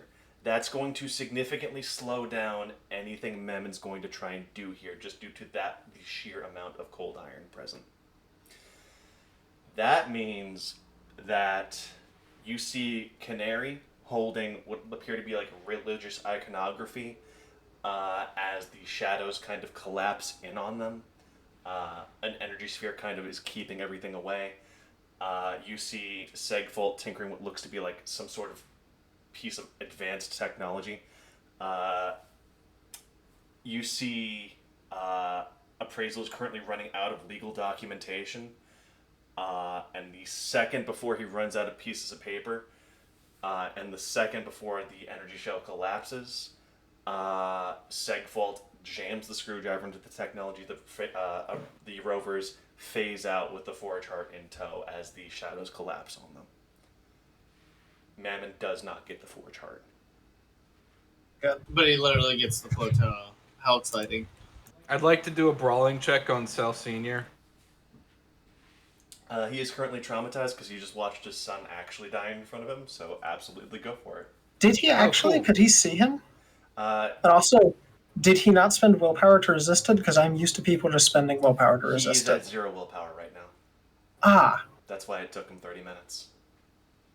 I see. No, wait, I do have it. I have the Burning Blood document somewhere. I'm not used to people being at 0 willpower. Oh well. That means that Sal should. Oh wait, who's at 0 willpower? Both Sal's are at 0 willpower right now. Sal's junior, because he had to basically... That catatonic state costs a little bit of willpower every couple of minutes. I wish I was told that because I would have brought him back earlier. Oh well. He was I couldn't at have known. 0 long before this happened. Gotcha. So, this is just going to be everything? Okay. In that case, I would like to target Sal Senior with 2 glass. Oh, no, let me do this, please. Okay. I will make that go off 5 times with 2. Just in case. Just in case. Just in case I don't absolutely wreck his shit. Actually, I'll just turn his arms and legs. I think he needs those to point. High gear, heat sink, all the fun stuff. And tongue. Cold shot to the head.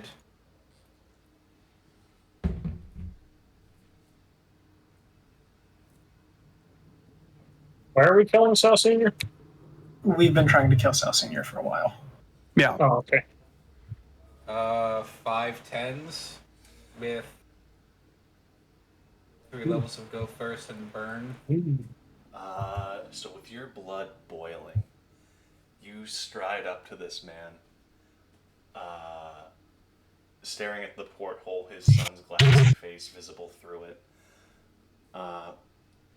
He notices you at the last second as your hand just clasps onto his skull. You feel the bone cracking beneath your hand, as you then feel the skin turned to leather, then char, then ash, as the heat just burns through his skull.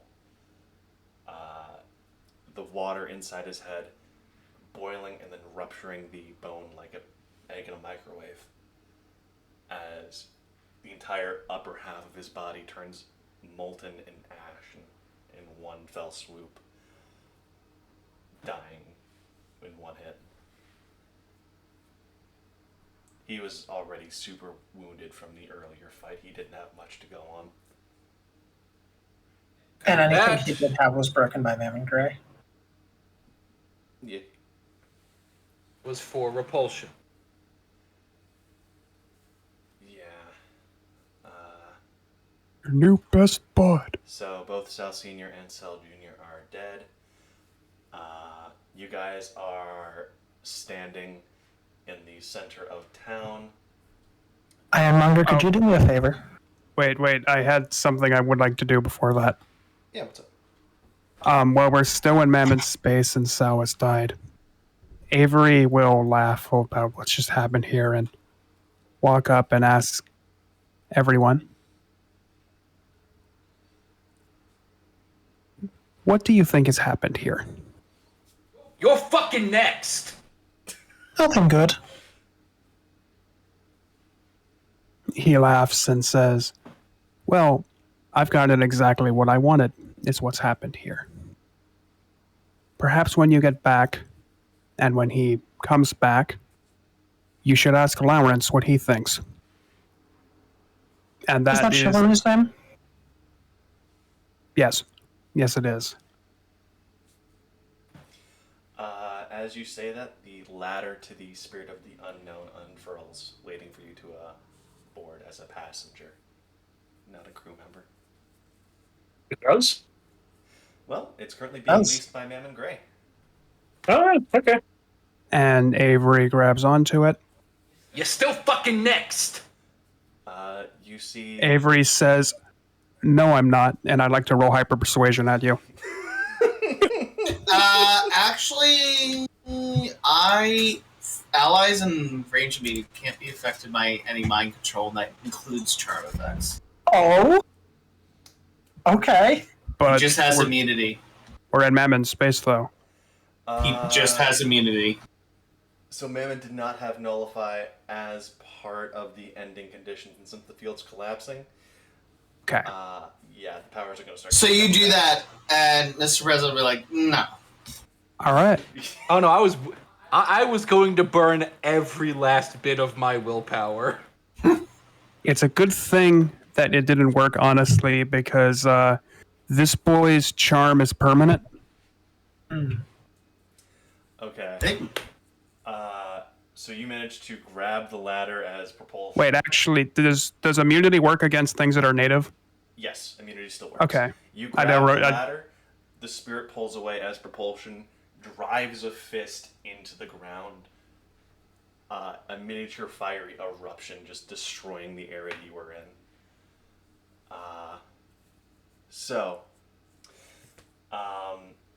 From your aerial view, you see text in a familiar formatting appear in the sky, great golden letters, and you recognize various pieces of text from the waterlogged page of the complaint key, mixed with arcane rituals. All right. On the ground, you guys see the various dead begin to move as the skin begins slowing off. As you recognize a familiar kind of yellowed, glassy look and rictus grin in the recently fallen dead of the flotilla as they arise as waterlogged, or at least begin to.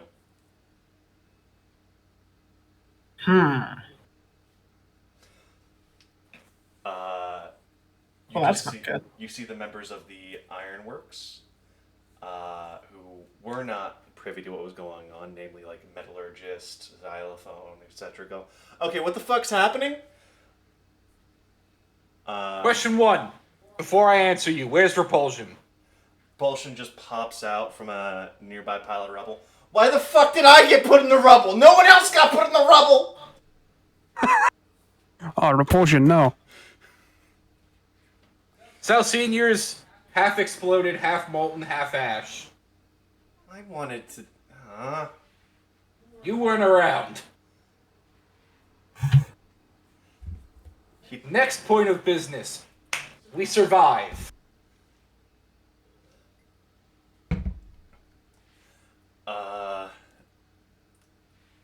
How much radiation have I absorbed? How many dice? Because I'm going to keep the anomaly going for a while, and the collapse is going to put it right next to you. Okay. Can I have a number? So I have been power draining all of the Stonks' things. I've been eating as much radiation as humanly possible. It's been an hour. I'm sorry, 2,000? 2,000 points of radiation, yeah. So that's like, what, up to 2,000 energy you can use on dice? Sam, say a lower number. Okay, let me do some calculation. If it's technically 1 per minute...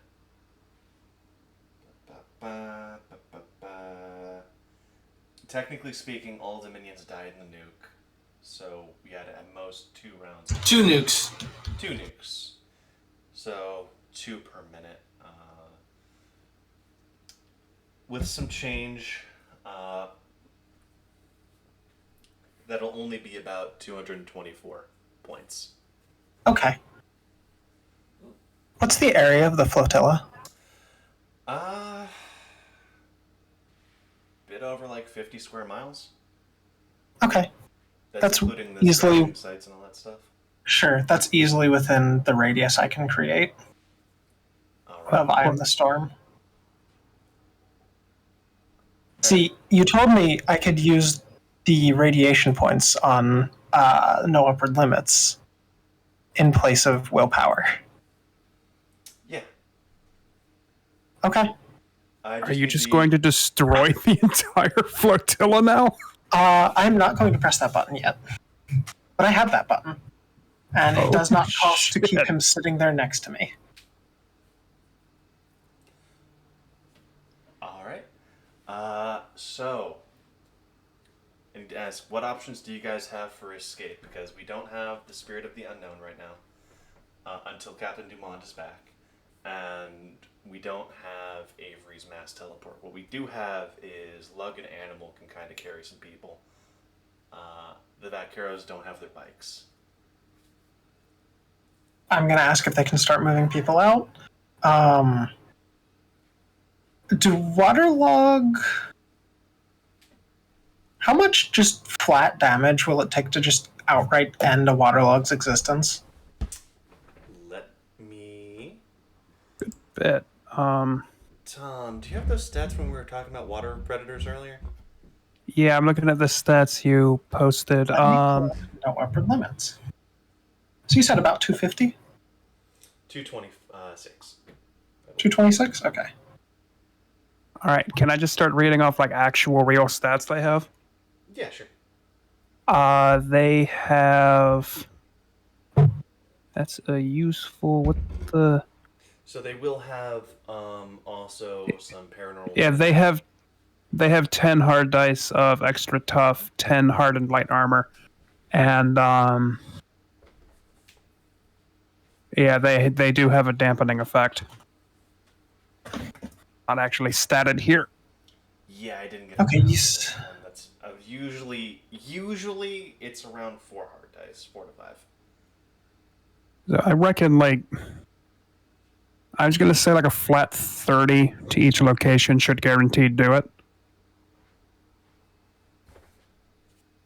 That should be fine. As long as it beats the width on their paranormal resistances. Buddy, I'm increasing the width of the attack with no upward limits. Width 55,000. Width 55 is probably on the table. 6.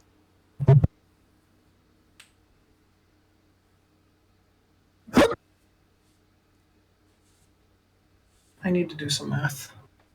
I believe in you. We doing a third nuke?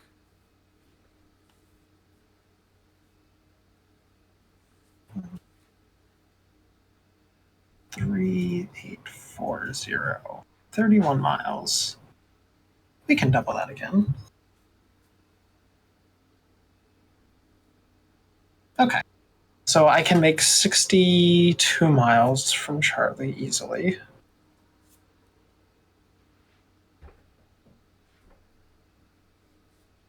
Now I want to Actually, clarify in the future.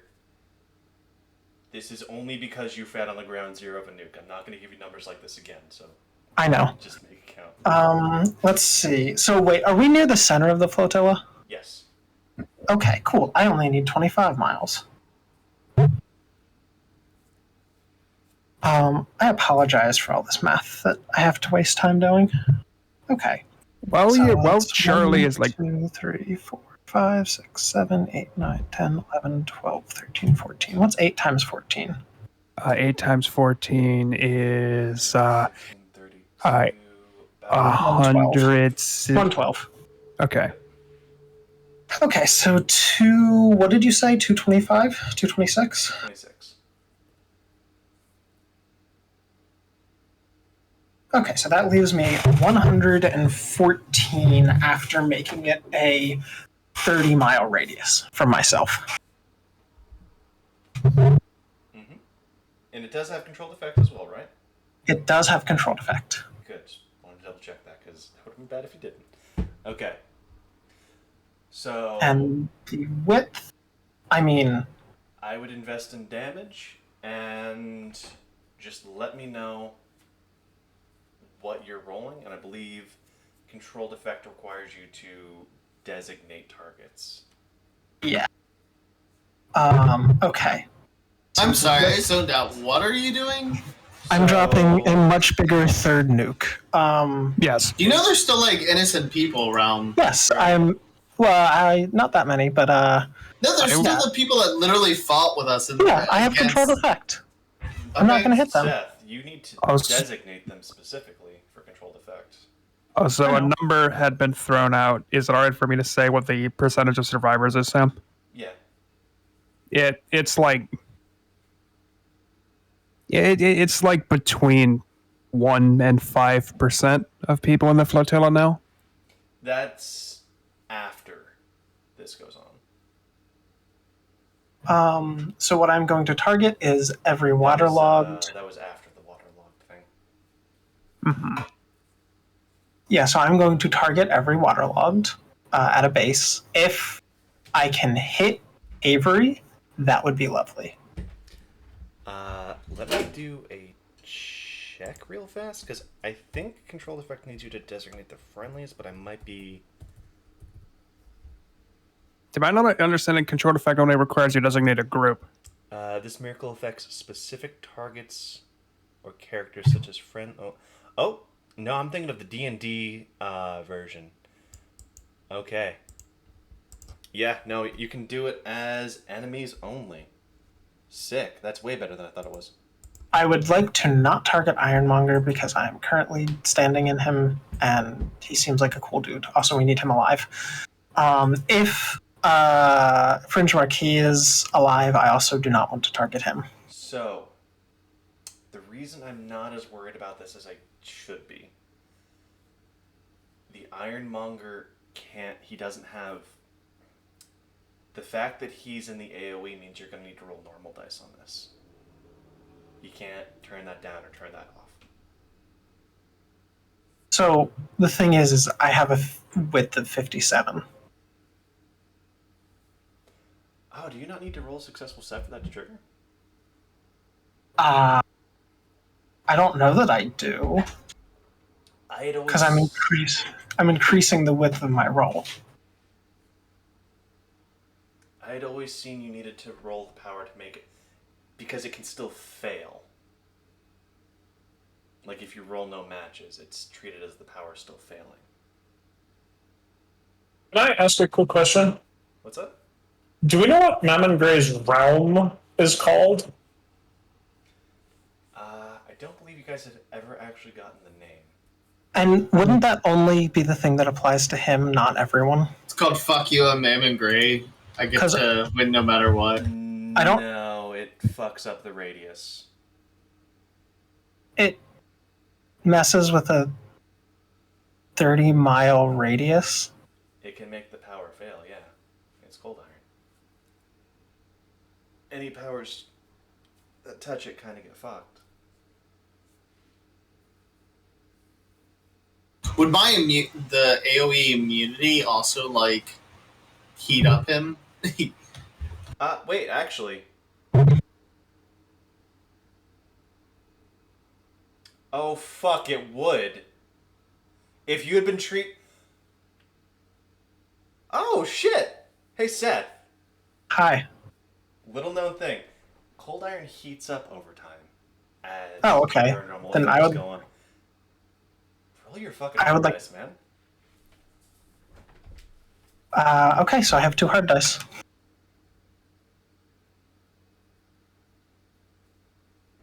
So I think that just goes off, right? Yeah. How much damage is that doing? 59 shot killing to every hit location. Okay. Jesus. For every enemy in a 31-mile radius from my location. Okay. You guys see the anomaly come back after gorging on the ground zero of the nuke. Lightning and radiation. This thing is the size of a skyscraper from its energy profile. You see it ascend into the sky as just an energy sphere of whirling air, buildings being torn asunder. You see any waterlogged desperately trying to get out of the way, just fried by their energy. Turn to ash. Well, it doesn't have disintegrates, does it? It doesn't have disintegrate, no. It doesn't have disintegrate. Okay, so just torn to pieces, flesh flayed from their bones as they're torn asunder. The town is quiet for now. You see survivors kind of creeping around.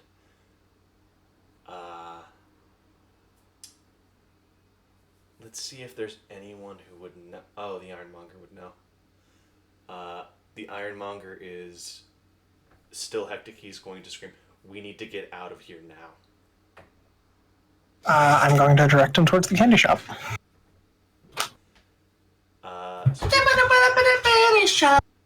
The Ironmonger isn't super fast, but he can carry about 4 to 5 people in his meat pocket. Can we just ride on his shoulders? That seems a lot easier. He's gonna go. That's less safe. That's less efficient. You're gonna hear Xylophone in the background go, "No one wants the fucking meat pocket. No." Hey, can we ride on Xylophone's thingies? Can he just throw us safely? You see Meddler just go. She can launch you, but you're not gonna land safely. No. Okay, that maybe is a bad idea then. But what they can do is you see Xylophone hit 2. You see a Iron Legion member you guys haven't seen before dig their arm claw into a Xylophone and drag up, forming a molten portal. If you guys can become immune to molten metal, we can kind of get our way out of here slowly. I don't think we can, unless you can make me immune to that. Question: how many candy comets do you have left? Charlie hasn't eaten either of his. Okay. I don't actually know if anyone's eaten 2 and everyone had 1. I ate both of mine. Did you? Yep, that's the only way I survived. Okay, Charlie has 2. You can have his other one. Both people. Okay. So 1 for Charlie, 1 for one of your characters, because I have both. Who else has both? Bill only ate one of his. Okay. Now, who thinks they can survive a quick dunk in a vortex made of molten iron?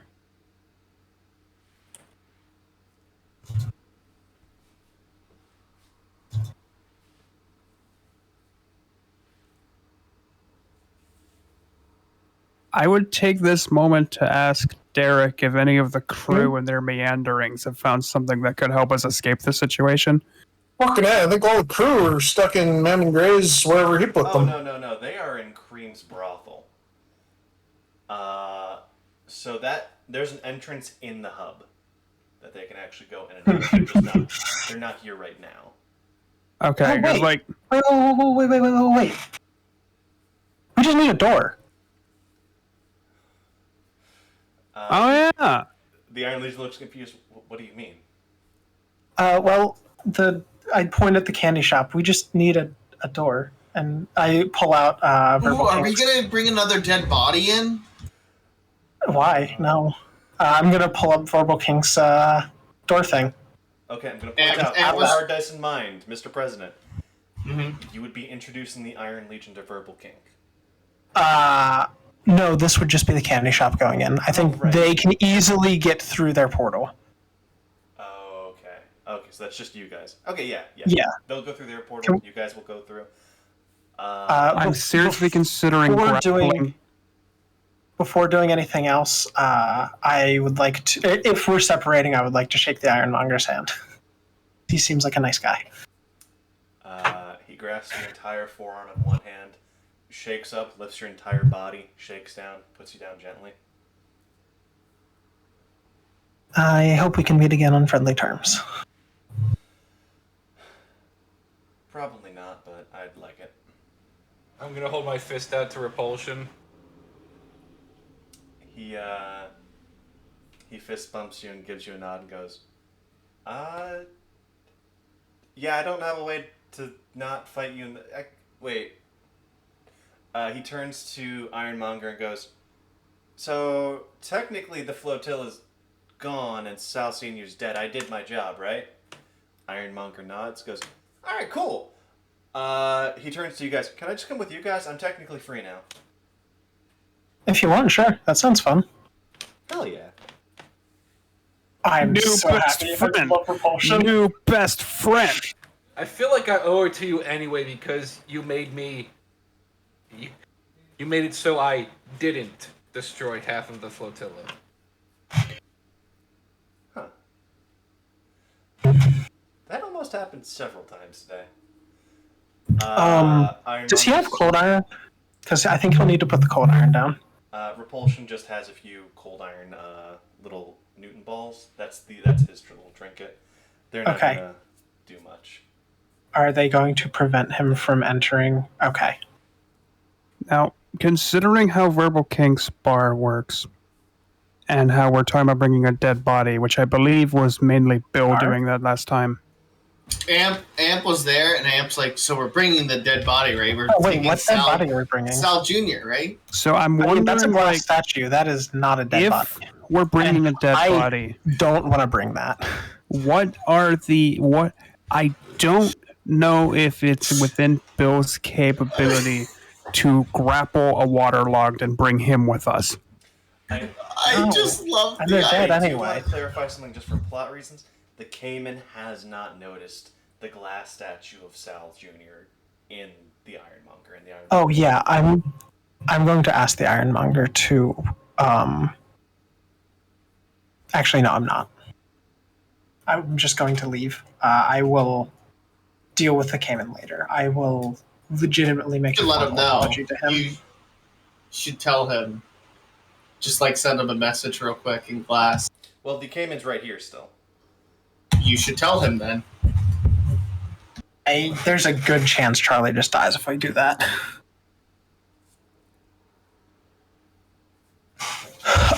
Yeah. I don't know. I feel like you should Before tell we him. leave, I will walk up to the Cayman a bit sheepishly. I'm going to struggle to make eye contact and say, Sal. Sorry, which was the junior's name? Like the full name? Salvador didn't make it. He's going to freeze at that. He's going to very stiffly turn to look at you, head almost on a pivot. He's going to ask how. He gave him to you, and he was safe last he checked. I thought he had more in him to resist, and I was going to attempt to make a play to prevent something from happening. Wait. What happened? But I didn't understand the condition of the state. What happened to him? He's in the Ironmonger. He's made of glass now. This is my fault, and I will find a way to repay you. So the Cayman's going to start combat. Propulsion's gonna get in between the Cayman and Can you just Charlie. run me through the door as fast as possible? Probably not. Bill will rush movement up. power anymore. Oh, Bill will rush up, his I can tooth just block. blazing, and just scream at the Cayman, "Don't do it! It's not fucking worth it!" And I'd like to roll intimidation behind that. Okay. The Cayman is going to roll 10. The Cayman's roll, just so it's clear, 10 10s on Charlie's head.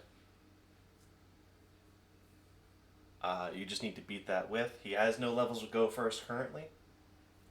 Okay, that's a real shame because I just got 5 10s on this intimidation roll. before I get hit, I would like to say we've brought people back from the dead before. It can be done. He is not hearing you right now. He just heard that the person you killed the person he trusted to protect.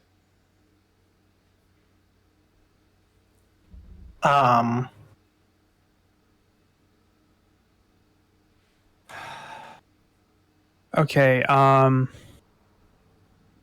don't have anything at speed 10. Sorry.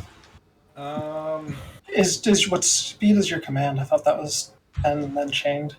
I can try rolling, but I think this chain happens afterward. Chain happens afterwards, yeah. Okay. Yeah. So it's 6 10s to start off with, and I roll 5 dice, but it's only 4. and I didn't get any matches. I mean, if you can stop him for next round, I can spend a base will to live. Can I just roll to block so Bill, who has better armor, takes a lot of it? That would be it would be a roll to block. You would have to beat his initiative. Fuck.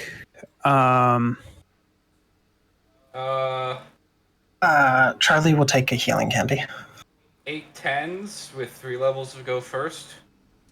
All right, is that an attack? Yeah. All right, cool. You said eight tens or 8 tens with 3 levels of go first. okay. Wait, hold on. All you guys need to do is get through the door so that we're separated. 9 just- 4s with 3 levels of go first. Okay. So the Cayman goes to take a swipe at Charlie.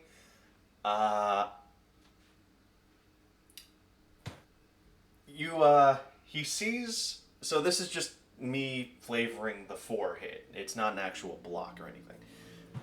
He goes to dig his hand into Charlie's skull. Propulsion's fist connects first. The Cayman either purposely or inadvertently got his arm up, and it is obliterated by the punch. I'm not doing any of the, other stuff. Got it.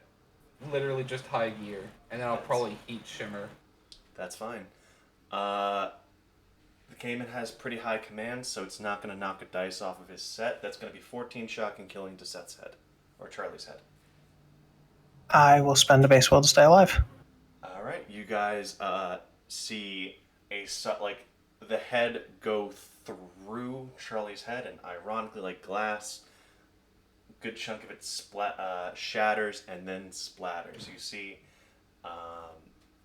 the eye reflexively turns some of his head to glass to keep it together, but he is down and is not looking good.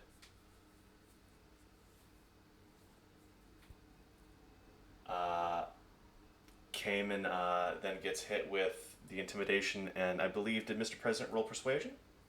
Yeah, he was gonna say things. This is not Charlie's fault. This is more Salvador Senior's fault. He, if I'm understanding correctly, sold. Basically made a deal with Mammon Gray, aka the Devil, and calls that. Just say Market Street got involved. Yeah, Market Street got involved because of Sal Senior. Also, Captain Dumond is currently actively, as we speak, in the middle of a heist to reclaim the spirit of the unknown. Oh, hell yeah. Sick.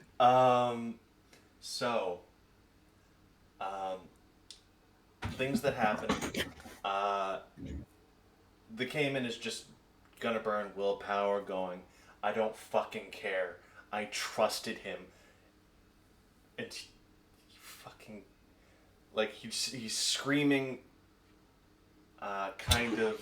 Does he have to burn 2 instances of willpower for me? Yeah, he did. Okay. He's got some stability to resist, but it's nowhere near enough. He's just burning that willpower. He wants Charlie dead. The Ironmonger is also kind of gripping him, holding him back. He is going to start attacking the Ironmonger next. I'm going to, is he within range for me to heat shimmer? Yeah, they both are. Someone's going to need to get Charlie across the door. And the Ironmonger, or? Yeah. I pull Charlie. I'll And focus I'm not on gonna pulling heat Charlie. shimmer. Okay. Is that Amp pulling or Mr. President? Oh yeah, Amp could have done something. He's really strong, right? Yeah, I'll just hit him with the guitar. Alright. Carronade's gonna pull, Charlie's Before I sword. do this, Sam, I remember correctly, his power is he can, survive just about everything, right? His power is adaptive regeneration. So Okay. he heals super fast, and every time he heals, he gets stronger and develops new powers to resist the stuff that hit him last. Okay, I'll just hit him so that he goes flying away. Okay. So he is currently... That hand the Ironmonger has on him is a grapple. He's not going to be able to be knocked back because the Ironmonger didn't know you were going to do that. I have control. I don't know. I have controlled effects, so I can like do it so it doesn't affect the Ironmonger. But I don't. But like the Ironmonger is directly holding him. Is the Ironmonger strong enough to hold? Probably. You have a better chance of ripping the Cayman in half than you do of loosening the Ironmonger's grip. Like best case scenario here, you ring him like a fucking bell. It honestly might be a better idea Why? to just heal Charlie. Okay, I'll just heal Charlie. I'm just confused. I'm a bit astonished that 120 million tons of force is the gripping force for the mark. It's literally just the cold iron. Oh, okay, it's the cold. I was like, Jesus, that is a strong suit. Yeah, no. That is a strong suit. In all the land. Yeah, that's all I was thinking. I was like, fuck, that's some gripping force, and that's what we were fighting? Are we insane? No, cold iron. It makes sense now. Okay, I thought I was like, that's fucking terrifying. Like, Charlie didn't even need to do this. The Ironmonger could have just clapped, and that would have destroyed the flotilla. That's what I was saying. He literally just could have clapped, and it was like gone. The entire flotilla. That's what. Okay, I understand now. I just forgot cold iron. My brain was just like, what the fuck were we fighting, Sam? The Ironmonger has an 80 kiloton PogChamp face. Exactly. Kilotons wasn't enough. It's megatons. Pentatons. Oh shit. Gigatons. I'm space shuttling your face! I'm space shuttling your face! Exotons. Okay. I guess Propulsion will also try to grapple him. Make a brawling check. Well, I think it might be best for all of us to just retreat through the door at this point. The only one's you dead. I'm gonna ample pull Charlie through after he healed him. Awesome. Okay, so those two are out. I will say he's attacking the Ironmonger for grappling him right now. He is going to try and kill anyone that even so much as hinders him from getting to Charlie right now. Oh, well, Carronade is also Amp and Carronade are just like dual carrying Charlie through the door. Okay. I'm going to grapple him and then use a leadership role to just basically say to him, calm down, we can kill each other later. Right now, let's get out of the irradiated zombie zone! Cheeky breaky. Cayman's gonna roll brawling. He said he was An angry man. Can I totally yell in the state where he stop? Can I yell stop? And Has anyone told him that we can bring him back to Man. life? Charlie did. So He Before he would got be hit. too angry. the Cayman is not in that right state of mind. You have killed the most important person in his life. He is more willing to hit zero base will than he is to stop right now. okay, then I will say we can bring him back to life. No, we just need to remove anything he can fight. If we just remove everything from the scene. I did roll 5 10s on my leadership roll. Gain of willpower. I will just tell the Ironmonger that when he calms down, let him know we can bring him back to life.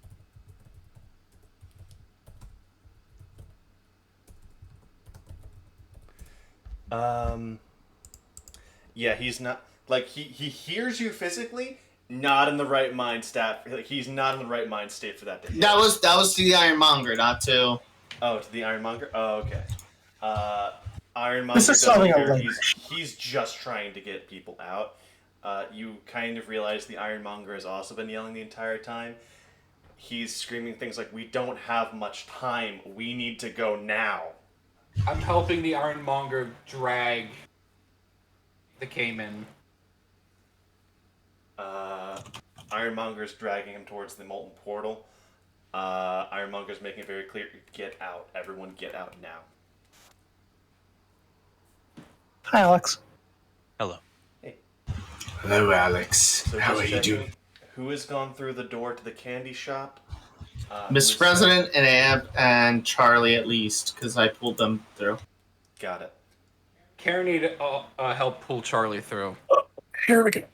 Got it. So when you say the door to the candy shop, are we actually moving through Verbal King's place where we have to? Yes, we are. Yeah, it is for Okay. place. Actually, the fact that we're there is very important. Okay. Because if he gets in, he's held to the no fighting rule. Right before Bill runs through the door, he will take out the business card the Ironmonger gave him and yell, "I know things look bad, but I think we can still probably trade with you." And then he runs through the door. And I assume Repulsion was already through the door. Yeah, Repulsion just bolted as soon as it was open. He had no idea what was going on. Alright. Propulsion is still helping the Ironmonger get the Cayman through. They're gonna make an opposed brawling check. They are actually even in strength at the moment. If the Cayman takes any damage, he might be able to overpower the Ironmonger. Just let me know what you got for brawling.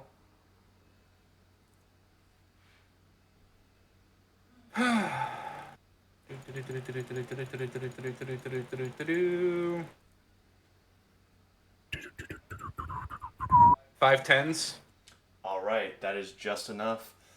With a solid shove, you body the Cayman through the molten portal. You see his clawed hand tearing into the fringe of the portal. The Ironmonger straight up punches him through the portal. The force obliterating the metal pillar and the full-on building behind him. It also closes the portal. The rest of the Ironworks and the Iron Legion talents manage to get out. The Ironmonger doesn't seem bothered. You remember from the early encounter, he can't use those portals anywhere. He is going to turn to look at Propulsion and go, "You need to go. That's not how you kill Waterlogged. They're going to be back any second." Okay. One brief second. Propulsion's just gonna turn and scream out to all the survivors using leadership and burning a willpower to add a dice. Mm-hmm. All hands abandon. Just Abandoned ship. yell general retreat. It is heard, and you see a flayed hand grip the edge of the boardwalk. One of the waterlogged has already cobbled together a new body out of driftwood, braided seaweed. You see fish hooks for teeth, and they couldn't find anything for eyes, so the face is just completely smooth as they sniff around. The Ironmonger is going to use his next round to just literally pick Propulsion up and throw him through the candy shop door. I had to try! Okay. And that gets you guys... I think that's everyone out.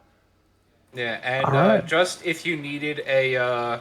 Wait, no, that's not a everyone. roll for the leadership. Oh, wait, who's not out? Tiny boat. No, I Tiny think boat. Tiny Boat's with. Tiny Boat belongs to Mammon Gray. I was What? under the impression that Tiny Boat was included under the deal the Fops made, so. Negotiation. The state of Tiny Boat is going to be marked as unknown. We don't know what happened to our boy. So if my leadership roll matters, it was 5 9s. That is very important. That's going to convince a lot of the crack shots who are sticking around trying to keep order. They're just going to bail. Okay. It was No, I mostly think for the civilians, but okay. The important question for this next scene is how many of Captain Dumont's crew are already in Verbal King's bar? 0, hopefully.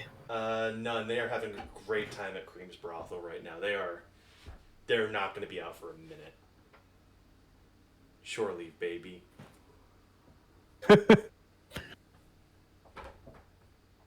Can't wait till they just get teleported back to the ship the second Captain Dumont has it back. They're gonna be so mad. I don't. They don't seem to know what to do with themselves. It's also like a fucking clown car in there, apparently. I will say, as you guys enter Verbal King's bar, the barman's gonna polish the glass, look up to greet you, look at Charlie and go, "Did you bring another fucking dead body? That's it!" He's not dead! He's not dead! He's not dead! And then I'll smack Charlie to wake him up. Ample. I mean, I did get healed by Amp, so like I should technically. I also had a healing candy that I think went off once, so I should actually be fully healed. Yeah, you're back. You looked really bad, and you were still in the process of healing when you entered. He's gonna stop, look to make sure no Charlie's blood gonna, on like, his floor. Raise one hand. He's gonna like pull his shirt up to like start wiping blood and make sure it doesn't get on the floor. And, like just thumbs up, and then just stay kind of passed out, conscious, but like he's not there. Bill will look at the barman and say, "Hey, sorry, he was just he was in the process. He was in the process of dying, a little faster than we all usually are. But yeah, everything's good. No dead bodies this time. I definitely didn't consider bringing one with me." Propulsion comes flying Yeah, out It was a statue. It was a statue. We're good. and just Looney Tunes into the wall. The barman inhales, takes out his chalk, writes on the glass mirror behind him. Rule number 5. For some reason, people keep bringing corpses in. No corpses! Underline, exclamation point. I'm not a corpse. I'm just Neither close. am I. I'm good. We have broken. So we have created a new rule, boys. We've done it. When that rule gets written back in the flotilla, there's a waterlog to it. Just been really happy. He put on a bow tie. He was getting ready to go through the door. But he knows. It doesn't matter how he knows. He just knows. He takes the bow tie off. Sad walks away. Sad Shirley Brown music plays. Goes to walk straight into the anomaly. I like to imagine that he spikes it straight into the ground. Also, the anomaly got unsummoned the second the storm finished. All right. Okay. He survived the event because he was too dapper. Alright. Hey, Can't be an enemy. did I do the single instance of highest damage ever? Probably. I think only the nuke might contend with it, just due to the number of minions that were there. Yeah, I think you might have. I don't even know how to calculate that, honestly, because I don't know how it counts. I technically... Was I targeting the Mark IIIs? No, I don't actually need to make it worse for the Ion Legion. We kind of slapped them already. I don't think I was targeting them. Okay. I can't remember what I said now. So... Propulsion's just going to detach himself from the wall. Okay. Was there anything you guys wanted to actually do in Verbal King's Bar, or did you just want to head back to... We just want to head back, I think. Yeah. Right. It's not great to be I'd like here. to bring a dead body. There's a rule for that now. Okay. Like the transition of corpse. We didn't break the rule. No dead bodies entered the bar. Technically, I'm breaking that rule, Sam. Bill will ask the barman a question and ask, "Hey, I realize you just wrote the rule on the board. If I asked you to make me a drink that you could feasibly call the dead body, would you still do that?" So I'm gonna ask you to leave. That's fair. I'm sorry for wasting your time. Bill, please stop breaking this man's spirit. Let's just go. Bill will reach into his pocket and pull out a Wait, tip don't of we get to get a drink? what's like the default cost of a drink in this bar? Drinks are free for clients. Bill will leave a tip of 2,000 pieces of 8 and walk away from the bar as has been requested of him. Not a respect on that one. Alright, you guys make your way through the hyperdimensional bar, and you exit thousands of miles away, back in the almost 1,000 miles away, I think, in the candy shop. We saved the city! What happened to the Vaqueros? I think they're with us, aren't they? Actually, all of them. Yeah, Blue was with you. She was just silent the entire time. Red was also there, but all the rest are currently dead and need to be brought back by Blue. Fuck. Healing candy, so we can do that. Nailed it. Is that a problem? No, Blue can. Well, Blue can It's bring people inconvenient, back, is all. but she needs a healing element. Otherwise, her power is technically a piecemeal We have- communication power. I We can't. have so much healing I candy. know. Yeah. No, well, no. Amp Well, literally you can can't use a regrow healing bodies. candy because they won't have enough Yes, time we to can. eat the candy. I mean, no, we can, because I can heal people with the healing candy by touch. I always forget it does I- that. That works. I Yeah. have an idea how to fix the vaqueros up with their bikes. Yeah. Seth, can Sweet Tooth make only candy or like general confections? Like, could he make a magical cake? He only does candy. Fuck. Can you make candy bikes? I was gonna say he could make something he called the French Toast Rider, and just a fucking haunted motorcycle made out of bread and butter. But could he make candy motorcycles? Hey, so Sam, just so you know, this scene was why I made Strix. I saw this one coming. Fair enough. All right, so final tally. You guys needed only one of the 3 people you needed to survive died. Did he die? Fringe Was that like a Marquis- full death? Fringe Marquis is a maybe. Last you checked, as far as anyone's aware, he went over the side of the ship with Captain Dumont, and neither him nor Captain Dumont have been seen again. But, like, neither of the other 2 died, right? Yeah. No, the Cayman Cayman is and just Iron Monkey- extremely well, pissed. The Cayman has sworn a blood feud, and So if we just bring him back, is that an issue? Like, will that just end the blood feud? possibly, Cayman do have some weird cultural norms. Now the Ironmonger is a contentious one because he doesn't have a way out. He doesn't have a teleport because of the cold iron. He can't turn that off. He's in the middle of a city full of zombies. I would like to glass drain everything that gets near him. He doesn't. I guess you do have glass level to say that wouldn't have been destroyed by the anomaly. Well, I gave him glass. And If as it's far as I'm the cold aware... iron will turn that off. Oh, okay. So, as per usual, the capacities and range of your power are horrifying. What is your range anyway? Last I checked, it was like 3,000 miles. Got it. Okay. Okay. Yeah, you guys pull up to the candy shop. Worse for wear. The NPCs pull up behind you. Red, blue, Avogdra. No Tiny Boat, no Jeremy. Is Animal here? Lug and Animal are here. They're avoiding eye contact. They are kind of ashamed of even taking the deal they did. I'm going to, as Charlie, I'm gonna, like, stumble over to them. Just, like, whichever one will kind of...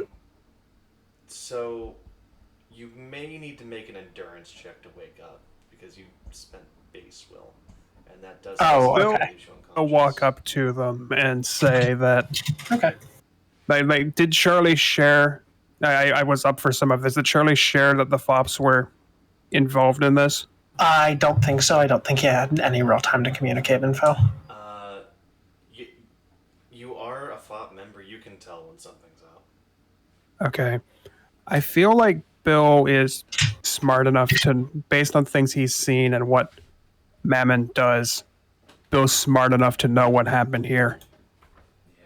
So he will say that, I'm not going to lie that I'm a little disappointed I went down this way, but I need you to know that I understand. I'm perfectly fine with you both still staying here. Their animals gonna. Charlie did not pass his check. Got I it. probably would have done the same thing for all these guys. Animal's gonna nod. Thank you. He's gonna open up a tiny grate and just slither in to continue living in your walls. Yeah. Lug's just gonna rub the back of his neck and go. What a sentence that was. Animal is Animal lives inside the walls and knows all of the scary mystery spots. He's gonna open up a little thing and slide back into the wall. Yeah. Animal disappears through a crack in the wall. Propulsion's gonna go out and stand in a river. Just cool off. Yeah, the river's not gonna exist anymore. Repulsion assumes this is some kind of cool martial arts training and follows. Lug's gonna rub the back of his neck and go, I gotta get back on shift. And he's gonna head back towards the wharf. He has a 12-hour shift ahead of him. Do we have Oslo's heart? You do have the canteen with Oslo's heart in it. You don't know how to bring back whalers are technically a form of waterlogged, but they don't have the same resurrective capacity they do. It's not easy. It's Bill okay. claps his fist into his hand and says, hey, wait. Should we go back to Verbal King's bar? I have an idea how to bring him back. Okay, I want to point out, if you insinuate that heart canteen thing you guys made is in any way or shape or form a corpse, the barman might fucking kill you. No, Bill's not bringing it with him. Okay. Bill has a different idea. You remember that thing that I don't... The Chivalry said that he had offered a magic horse bridle to... Yeah, they didn't take that. You still have that. I thought Verbal King did take it. Just wasn't happy about it. I was under the impression he took it, but he wasn't going to use it. You know what? I think you're right. Actually, I was misremembering that. And Bill says if we convince him to give it back to us, maybe. Like I don't know how Chivalry works now. Maybe he can use whatever is inside of that to bring Oslo back. But I guess he might be a puppet then. I think we have radios going to the whalers. Could we just radio them? I mean, I reckon that's more reasonable, but... Hancock set those up a good while ago, when you guys were fixing the water. Actually, what time is it? It is... A nap. 10:09. No, I mean in game. I'm going to say the sun is about setting. Like, it's the end of a very long day for you guys. That's a shame. If it would... Can it be midnight? Not yet. Okay. So, I'm going to start wrapping up session here. We're going to say, this is just ending on a low note. A lot of stuff that needs to be resolved. Let's do experience. I would like to ask... I don't mean to end... Since Alex is here, do we want to do a scene about that as a... somewhat higher note to end on? That low key because I don't know how I'm going to handle the introductions quite yet. I need a second to process everything that's happened this session. What are we talking about? Precisely. Exactly. Okay. No. Alpha isn't here. I would know if Alpha was here. He'd be trying to tell me that he has a son. There would be wolves everywhere, and somebody would be talking about his lost son. And also, a trail of bodies just in a circle around the city. Actually, it would be in two circles and a long shaft. Yeah, no, we're not gonna bullshit the party and thinking Alpha's on Avery's side. That's not. I liked the meme, but we're not gonna do it. Okay. I'd be a little upset if Avery was on the same side as Alpha. Because I like Alpha. I don't like Avery. We were talking about maybe doing it as a joke, but I don't think it fits. All right. Propulsion also said Avery was next. Yeah. Okay, so we're gonna do experience. First things first, everyone gets an experience point for showing up. Yeah. Second, who was most useful tonight, you guys feel? Also, I'm giving my experience point to the crew since Captain Dumont never showed up. I'm gonna say Captain Dumont for gambling for the heart. We lost that gambling though. It doesn't matter. It was a great idea. It was a I'd good attempt. actually- Good effort. Good effort. Yeah. I feel like that's not most useful, but that could definitely hit something else. I would put most useful on Charlie. Yeah, the nuke. Yeah. Nuke's Third nuke. By the way, just so you know, there was We are war criminals. a certain line of events where I was considering setting that off at the foundry. It wouldn't have made it to the foundry.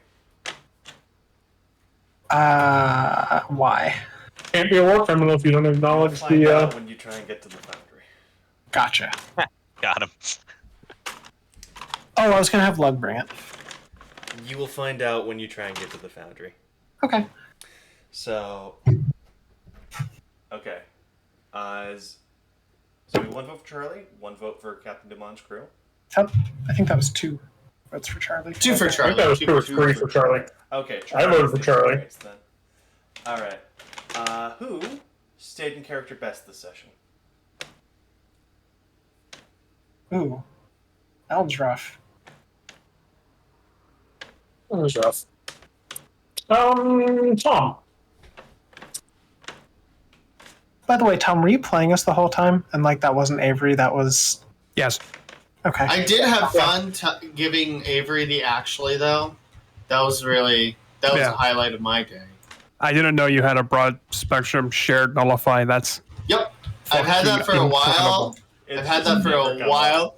I had it a while mainly to deal with Cobb. I mean, that is incredibly reasonable, and I feel like I should have thought about that. Tom, I would have spent every ounce of my willpower to have not. Oh yeah, like I don't even know what it would have done. It would have been permanent. Been real fucked up. Permanent? I mean, to be honest, him not being Very next. angry.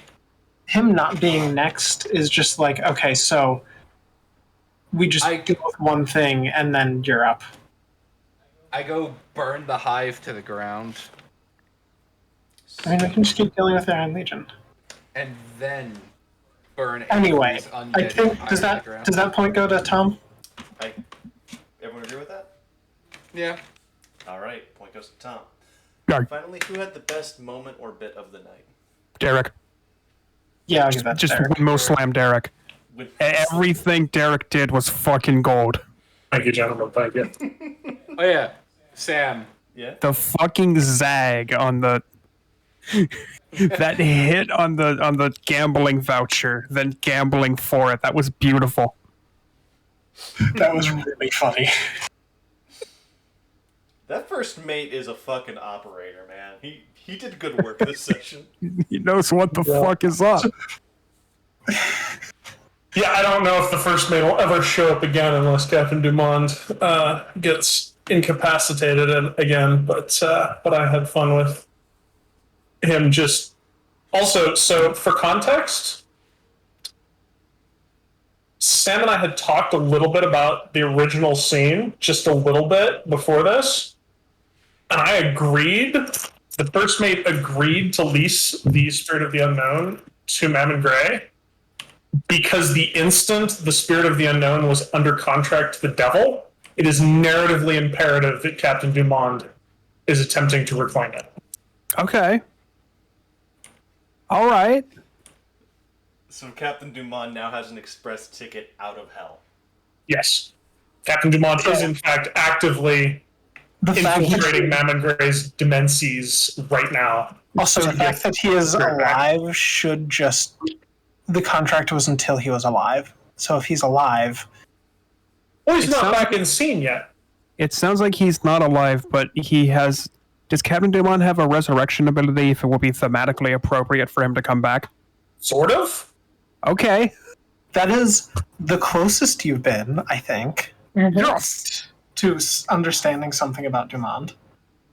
Sorry if that was an overstep for me to have told him that. Okay, I think that's But I feel... all of the experience, or were we short one question? I forget. We did... do a short one question because Derek is here. Derek is here. Okay. Worst possible deal your character could have made for Mammon Gray that is still something your character would want to do. Go. Okay, I'll go with propulsion and something to do with Mammon Gray bringing back Jin. All right, that's reasonable. Next Mm. one. If the first mate had been gambling, he could have gambled the entire crew. And if they didn't have a Oh, sorry, guys. I'll be right back. Sorry. why? this is good because this gives me a moment to think of the worst deal Bill could make. Yeah. Well, should I do it for the crew or should I do it for Captain Dumont? I'd say both. Because honestly, I don't think the crew can really make any bad deals because it was the only deal they possibly would have made.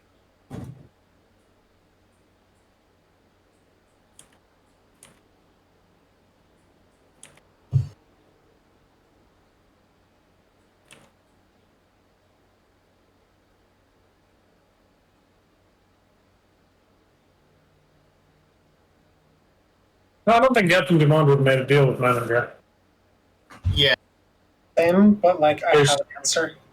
There's just nothing that Captain Dumont wants enough to make a deal with getting Manager for.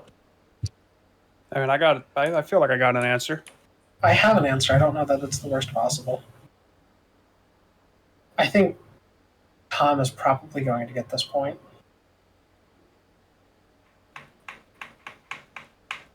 The stipulation, something that your character would want, makes it difficult. And there's a couple of things that Bill wants. One of them is... I'll be right back on voice in just a second. Sorry about that. No worries. I don't know that he can hear me, but no worries. All right, I'm back. What's up? Seth said, "Fuck you." No, I didn't. Memed on. Sam, you know that's not true. That would ping the filter. And Charlie dies. Fuck, that was so good. So Sam, I can multiple ways disprove that. We're good. So when you said that propulsion punches the ground where Avery once was and creates a giant fireball, and then you immediately followed it up with you see writing, I'm like, oh shit, did Sam let me punch your fucking next into the ground? I considered it, but... Okay, so Charlie's deal, the thought I had would be Charlie in exchange for Sweet Tooth. Bill's deal... Wait, I missed Eric's. I rethought about it. Captain Dumont wouldn't have made a deal with Malin Gray. There's nothing Captain... The first mate made the only deal that the first mate conceivably could make with Malin Gray. That's fair. That's very fair. First mate doesn't want to be Dumont? No. Well, I'm glad Bill's that was the deal I was considering. So what was Bill's? Bill's deal would be he would trade his services for the term of 1 year in exchange for the collateral to actually be able to open Bayou Bill's Discount Louisiana rotisserie. Which I will, if you would check, Bill's sheet has been one of his passions this entire time. Just attach a stand to the candy shop. I didn't know you wanted that. You can do that. There's nothing preventing you from doing that. Yes, there is, Seth. My brain. Remember. The candy shop isn't open yet. That means it's easier to modify what's there. God, I forgot. I wanted to have a scene where fucking Mammon Gray looked over the contract and goes, I think you'll find... Like, he was going over the things he owned if you guys ever found out, like, anything about that. And he would have stopped and went, you haven't opened the candy shop yet? Like, actually mad because he gets a cut of the profits? It was all part of the ruse. Oh, wait, hold on a second. I have a message from Mammon Gray. Let me just post it in... Anyway, whose deal did you like best? Probably Tom's. Just opening up the fucking rotisserie chicken. But Tom, that's easier to do because it hasn't opened. It is, That but means I it's still so much easier need... to modify it. I still need some collateral. I can't do. I don't trust Sweet Tooth to help me with market research for meat. Sweet Tooth doesn't know what the word savory means, Seth. You could have asked the person with hyper charm. That's such a realistic concept, though. Like, he just doesn't believe the candy store owner knows what meat is. So I need you to understand, the second Sweet Tooth got his power, which allows him to make, he's a tinker, he makes candy. The second he got that power, he has not eaten anything that's not candy since. That seems very unhealthy, but also... It is, but the first candy that he made is a healing candy, which also cures disease, namely diabetes. Darburger. Does the candy also provide him with the rest of the nutrients he needs to survive on a daily basis? No, those are probably just worked into the candy, because there's a lot of weird ingredients in the candy. Does he keep the anti-diabetes candy in the Memorial Wilford Brimley jar? The regeneration candy is anti-diabetes. If I can interrupt, gentlemen of the Warhammer, are we thinking about trying to do that tonight? No, because I need to go to bed. Okay. Also, Sam, I need your car tomorrow. That's fine. And possibly Wednesday. I will leave my keys on the thing, and if I forget, it'll be on the nightstand. Well, I'll be awake. In that case, gentlemen, good night. I'll probably be back on if anybody else is later, but I'm going to give my mother a call and chit-chat with her for a bit. Cool. All right. Talk to y'all later. Later. Nice. Final thoughts. I know the flotilla probably falling into Mammoth's great hands probably felt bad, but it didn't feel like too much of a fucking rug pull, did it? It only took us 20 sessions of fighting in the flotilla just for it to happen anyway. There's nothing there now. Except for corpses. I guess I waterlogged, but like he already had the guy who's going to control the waterlogged. Oh, what a statement. I'm so sorry. God damn. There's nothing there anyway, except for corpses. So, Alex, I would like you to click on Night of Many Tens. I would like you to scroll up to the message that I sent under a little smiley face with a nose. That is the damage and radius I did. The city. I think I already saw that. Like 59? Yeah, 31 mile radius, 59 shot killing to all hit locations. I do have questions about this because on the sheet, it didn't say that it stored the power. So, like, why did that do so much, if you don't mind me asking? So basically I can convert the power that I absorb from various different things, but importantly in this instance, nuclear energy. I ate a nuke. Me and Sam had talked that it doesn't stay for a long time, but there is a little bit of time where the energy I eat will remain, namely while it's up and burning the energy. So I just burned all of the 26 that he had sitting there, which I'm probably never going to get that much again, but whatever. I can make more nukes. I don't want to set off more nukes. So here's the thing. Even if you fired multiple nukes, it wouldn't get to the same level of energy. You had a swarm of incredibly paranormal minions. You had Black doing their suicide bomb. You had the nuke. There was like a lot of stuff going. Like, this is probably the most it's ever gonna be. And I'm happy with that. I'm fine. I got to do my thing, so I'm pretty happy. I understand that I probably didn't actually kill very much with that because they're waterlogged, but like, look at the big number. Number go up. But no one's going to beat that number. If Charlie had done that much damage while he had a wizard broom, so he could wave his staff while causing that much destruction, instead of gaining 0 willpower, he would have gained like 40. I still felt good for Actually, wait, Sam, how many characters did Charlie kill with that? With the broom? No, with the explosion. The storm. Because... with his Datara-esque bomb that he made. Because every time you kill a character, you get their willpower. Wait, how many did Mr. President kill? So actually, that is technically not true.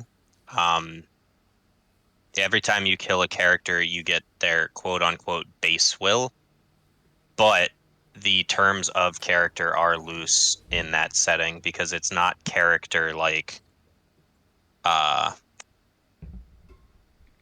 So, like, creature technically and speaking, minion and everything else. It's like character like a main story villain type thing. Oh, okay. yeah, Right, Sam? yeah, that is how it is generally rolled.